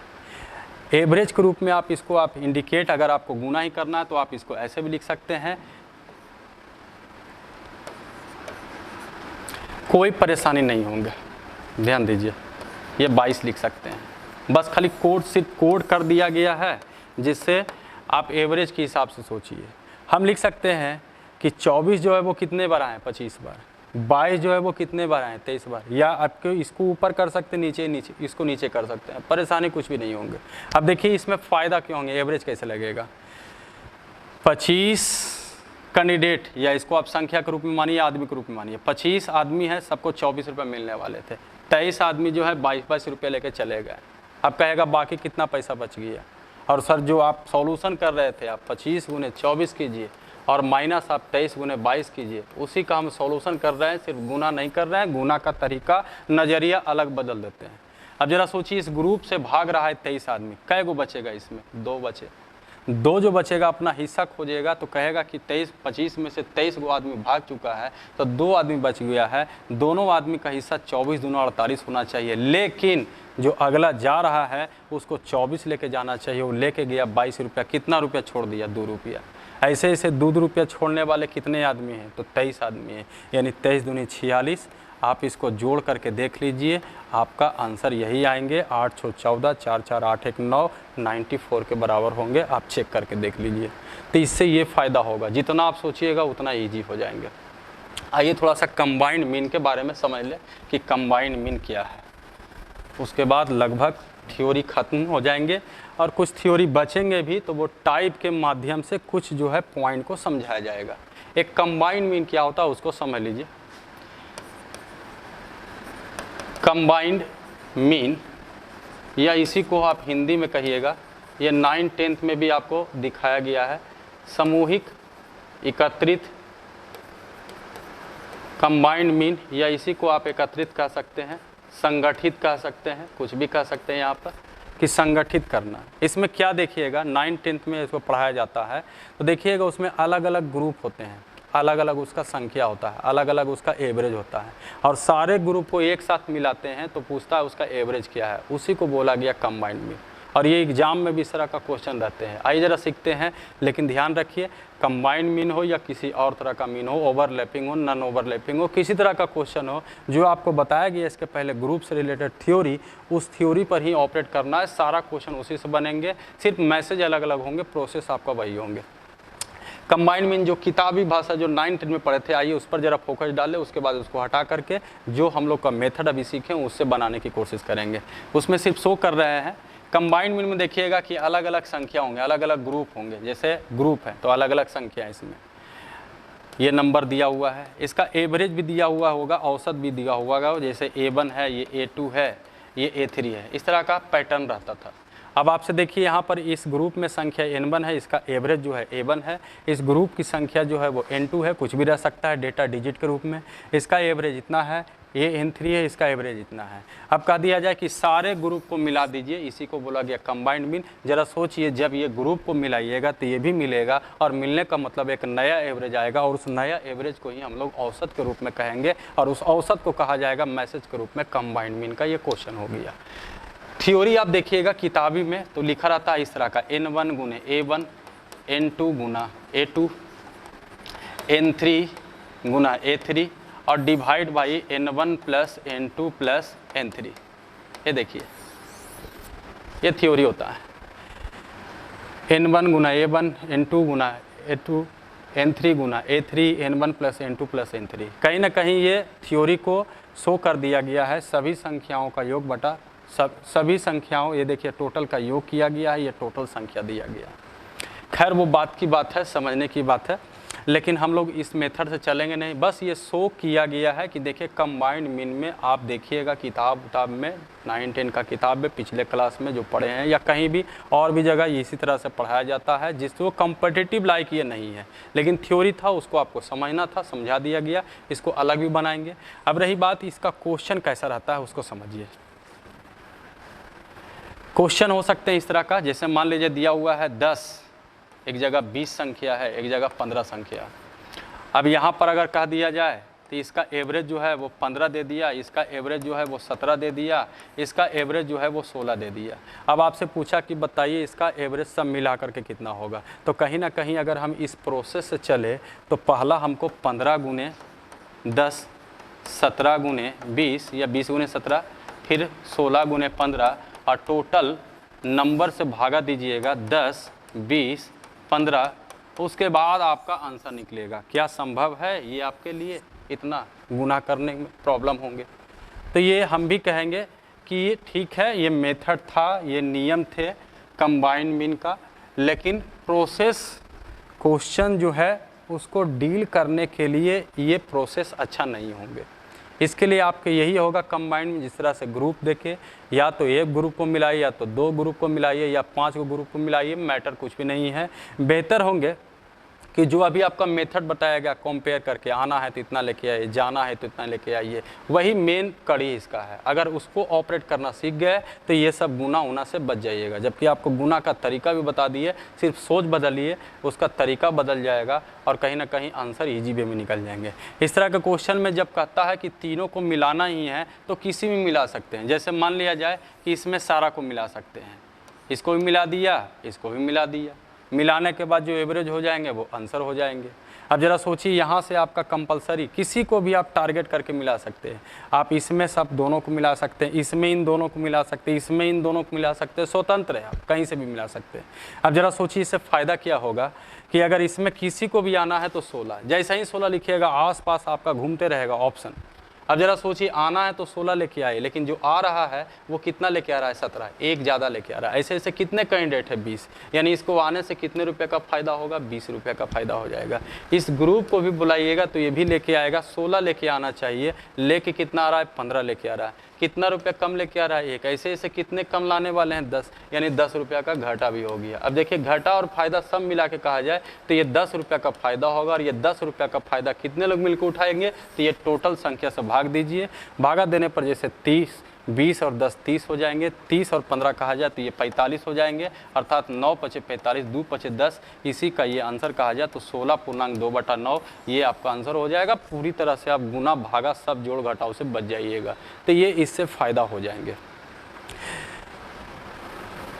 तो ये था कंबाइंड मीन थे आपका थ्योरी के रूप में, कि थ्योरी कुछ है लेकिन इसको बनाने का तरीका अलग होना चाहिए। हम सिर्फ इसलिए शो किया गया कि एग्ज़ाम में ऐसा ना हो कि पकड़ ना बने क्वेश्चन पर। अगर आपका क्वेश्चन पर पकड़ बन जाता है तो फिर परेशानी नहीं होंगे। चलिए जाते जाते एक चीज़ और आपको बता देते हैं। जब गैपिंग से रिलेटेड कुछ क्वेश्चन बता रहे थे तो उसमें किसी का मन में ये चल रहा था कि सर गैपिंग सेम नहीं होगा। बिल्कुल, हमको भी याद है कि गैपिंग सेम नहीं होगा, तो उसका निदान कैसे होंगे, ज़रा फोकस करते हैं। ये ग्रुप को ही बताना था, ग्रुप से रिलेटेड कॉन्सेप्ट अगर सीख गए तो उसी से आपका गैपिंग जब सेम नहीं होगा तो उसका कोई निदान हो सकता था। आइए आप समझते हैं कि अगर सीरीज में अगर गैपिंग सेम नहीं हो तो कैसे बनाएंगे। जैसे कहने का मतलब है, नंबर दिया हुआ है आपका, यहाँ एक दे दिया आपको नंबर 15, फिर दे दिया यहाँ पर मान लीजिए 19, फिर दे दिया 22, फिर दे दिया यहाँ पर मान लीजिए दे दिया 23, और एक दे दिया यहाँ पर आपको 25। अब कह दिया जाए कि बताइए इसका एवरेज क्या होंगे। जबकि आप गैपिंग देखिए तो यहाँ 4 है, यहाँ कुछ और है, यहाँ कुछ और है, यहाँ कुछ और है, जिसको कहेंगे गैपिंग सेम नहीं है। तो पहला विकल्प ये होगा कि मन में चल भी रहा होगा आप लोग को भी कि सबको जोड़ दिए सर, जोड़ के 2 से जोड़ के जितना संख्या उससे भागा दे दीजिए, वो आंसर हो जाएंगे। बिल्कुल, उससे भी हो सकते हैं, लेकिन जब वही बताते तो आप कहते सर पहले ही छोड़ देते, वो तो जानते ही सब लोग। तो आइए कुछ अलग देखा जाए। अलग देखा जाए क्या होना चाहिए। कहता है कि जहाँ पर अगर गैपिंग सेम ना हो, और इस तरह का क्वेश्चन देखिएगा कि जहाँ गैपिंग सेम नहीं होंगे तो उसमें आपको नंबर देखा गया है 10 नंबर रहेंगे, 12 नंबर रहेंगे, 15 नंबर रहेंगे, 50 नंबर नहीं रहेंगे, 100 नंबर नहीं रहेंगे। अगर 50 नंबर 100 नंबर रहते हैं तो ये देख लीजिए उसका कमजोरी होगा, उसमें गैपिंग आपका सेम रहेंगे। इस तरह का नंबर में कहता है कि किसी भी एक नंबर को आप उठाइए, आपको अपने मन मुताबिक जो लगता है कि हम उठा ले, वो एवरेज के रूप में टारगेट होगा, जैसे और सबको ग्रुप के रूप में बुलाया जाएगा। जैसे आप इसमें से किसी को भी टारगेट किया जा सकता है, लेकिन ध्यान रहे एक्सपीरियंस के आधार पर हम बोले तो कहता ऐसा वैल्यू को उठाइए जो ना ज़्यादा बड़ा हो ना ज़्यादा छोटा हो, लेकिन कंपलसरी कुछ भी नहीं है। हम ये क्लियर कर चुके पहले कि कंपलसरी कुछ भी नहीं है, आपको जो इच्छा जो उठाइए। हाँ, सुविधा के लिए हम कह रहे हैं कि मिडिल वैल्यू को उठाइए, क्योंकि कंपेयर कीजिएगा तो कभी कम जाएगा कभी कहीं बढ़ाना पड़ेगा। और अगर सिर्फ कम कम कम होता है तो आप घाटा में पड़ जाइएगा, अगर बढ़त होता है तब भी आप घाटा में पड़ जाइएगा, लेकिन अगर कमी होता है और बढ़त होता है तो आपके लिए फ़ायदेमंद का सौदा होगा। आइए समझते हैं। इस डेटा को देख लीजिए, आपको लगता है जिसमें से इसमें किसी को भी टारगेट करना है टारगेट कर लीजिए, उठा लीजिए, जबकि ध्यान रहे कि ऐसा वैल्यू को उठाइए ना ज़्यादा बड़ा हो और ना ज़्यादा जो है वो छोटा होना चाहिए। जैसे हम मान लिया जाए कि यहाँ मिडिल के रूप में 22 को उठा लिए, तो अब क्या करेंगे, जैसे ही इसको, ऐसा नहीं कि एवरेज हो गया, ये ना कि समझिए एवरेज का मतलब मिडिल वैल्यू, किसी के मन में चल रहा होगा कि सर एवरेज का मतलब मिडिल वैल्यू, ये सर मिडिल है, आंसर हो गया, तो ये गलत हो जाएंगे। एवरेज का मतलब मिडिल वैल्यू, इसमें कोई दो राय नहीं है, लेकिन ये देखना है कि यहाँ से तभी मिडिल आप आंसर करते हैं जब गैपिंग सेम होंगे, और यही तो मुद्दा सुलझाना है कि गैपिंग सेम नहीं होंगे तब इसका उपाय क्या होंगे। तो एक को उठाया जरूर जाएगा, लेकिन सारा को इसमें मिलाया जाएगा कि ठीक है 22 तो आपका हो गया, लेकिन 22 अब सबको लाएंगे कि यहाँ आना है तो 22 लेके आए, वही ग्रुप का क्वेश्चन, सारा निदान उसी से है। अब आना है तो इसको 22 लेके आना चाहिए, कोई कम भी लेके आएगा, कोई ज़्यादा भी लेके आएगा, वो आपके लिए फ़ायदा होगा। ज़रा सोचिए, अगर ये आना चाहता तो 22 लेके आना चाहिए, 15 ही लेके आ रहा है, बताइए कम लेके आ रहा है कि नहीं लेके आ रहा है? कितना कम लेके आ रहा है? ये 7 रुपया कम लेके आ रहा है, देखा जाए। ये कितना कम लेके आ रहा है, इसमें आएगा तो कितना कम लेके आएगा, तो कहीं ना कहीं ये भी आपको कम लेके आ रहा है, 3 रुपया ये भी कम हुआ। अभी इसको घाटा जोड़े उड़ेंगे नहीं, रहने देंगे, कोई ज़्यादा भी लेके आएंगे। अब ये देखिए, अगर ये 23 इसमें आना चाहेगा तो वो कितना ज़्यादा लेके आएगा, तो 1 ज़्यादा लेके आएगा, ये घाटा फ़ायदा आपके लिए फ़ायदा होगा बाद में।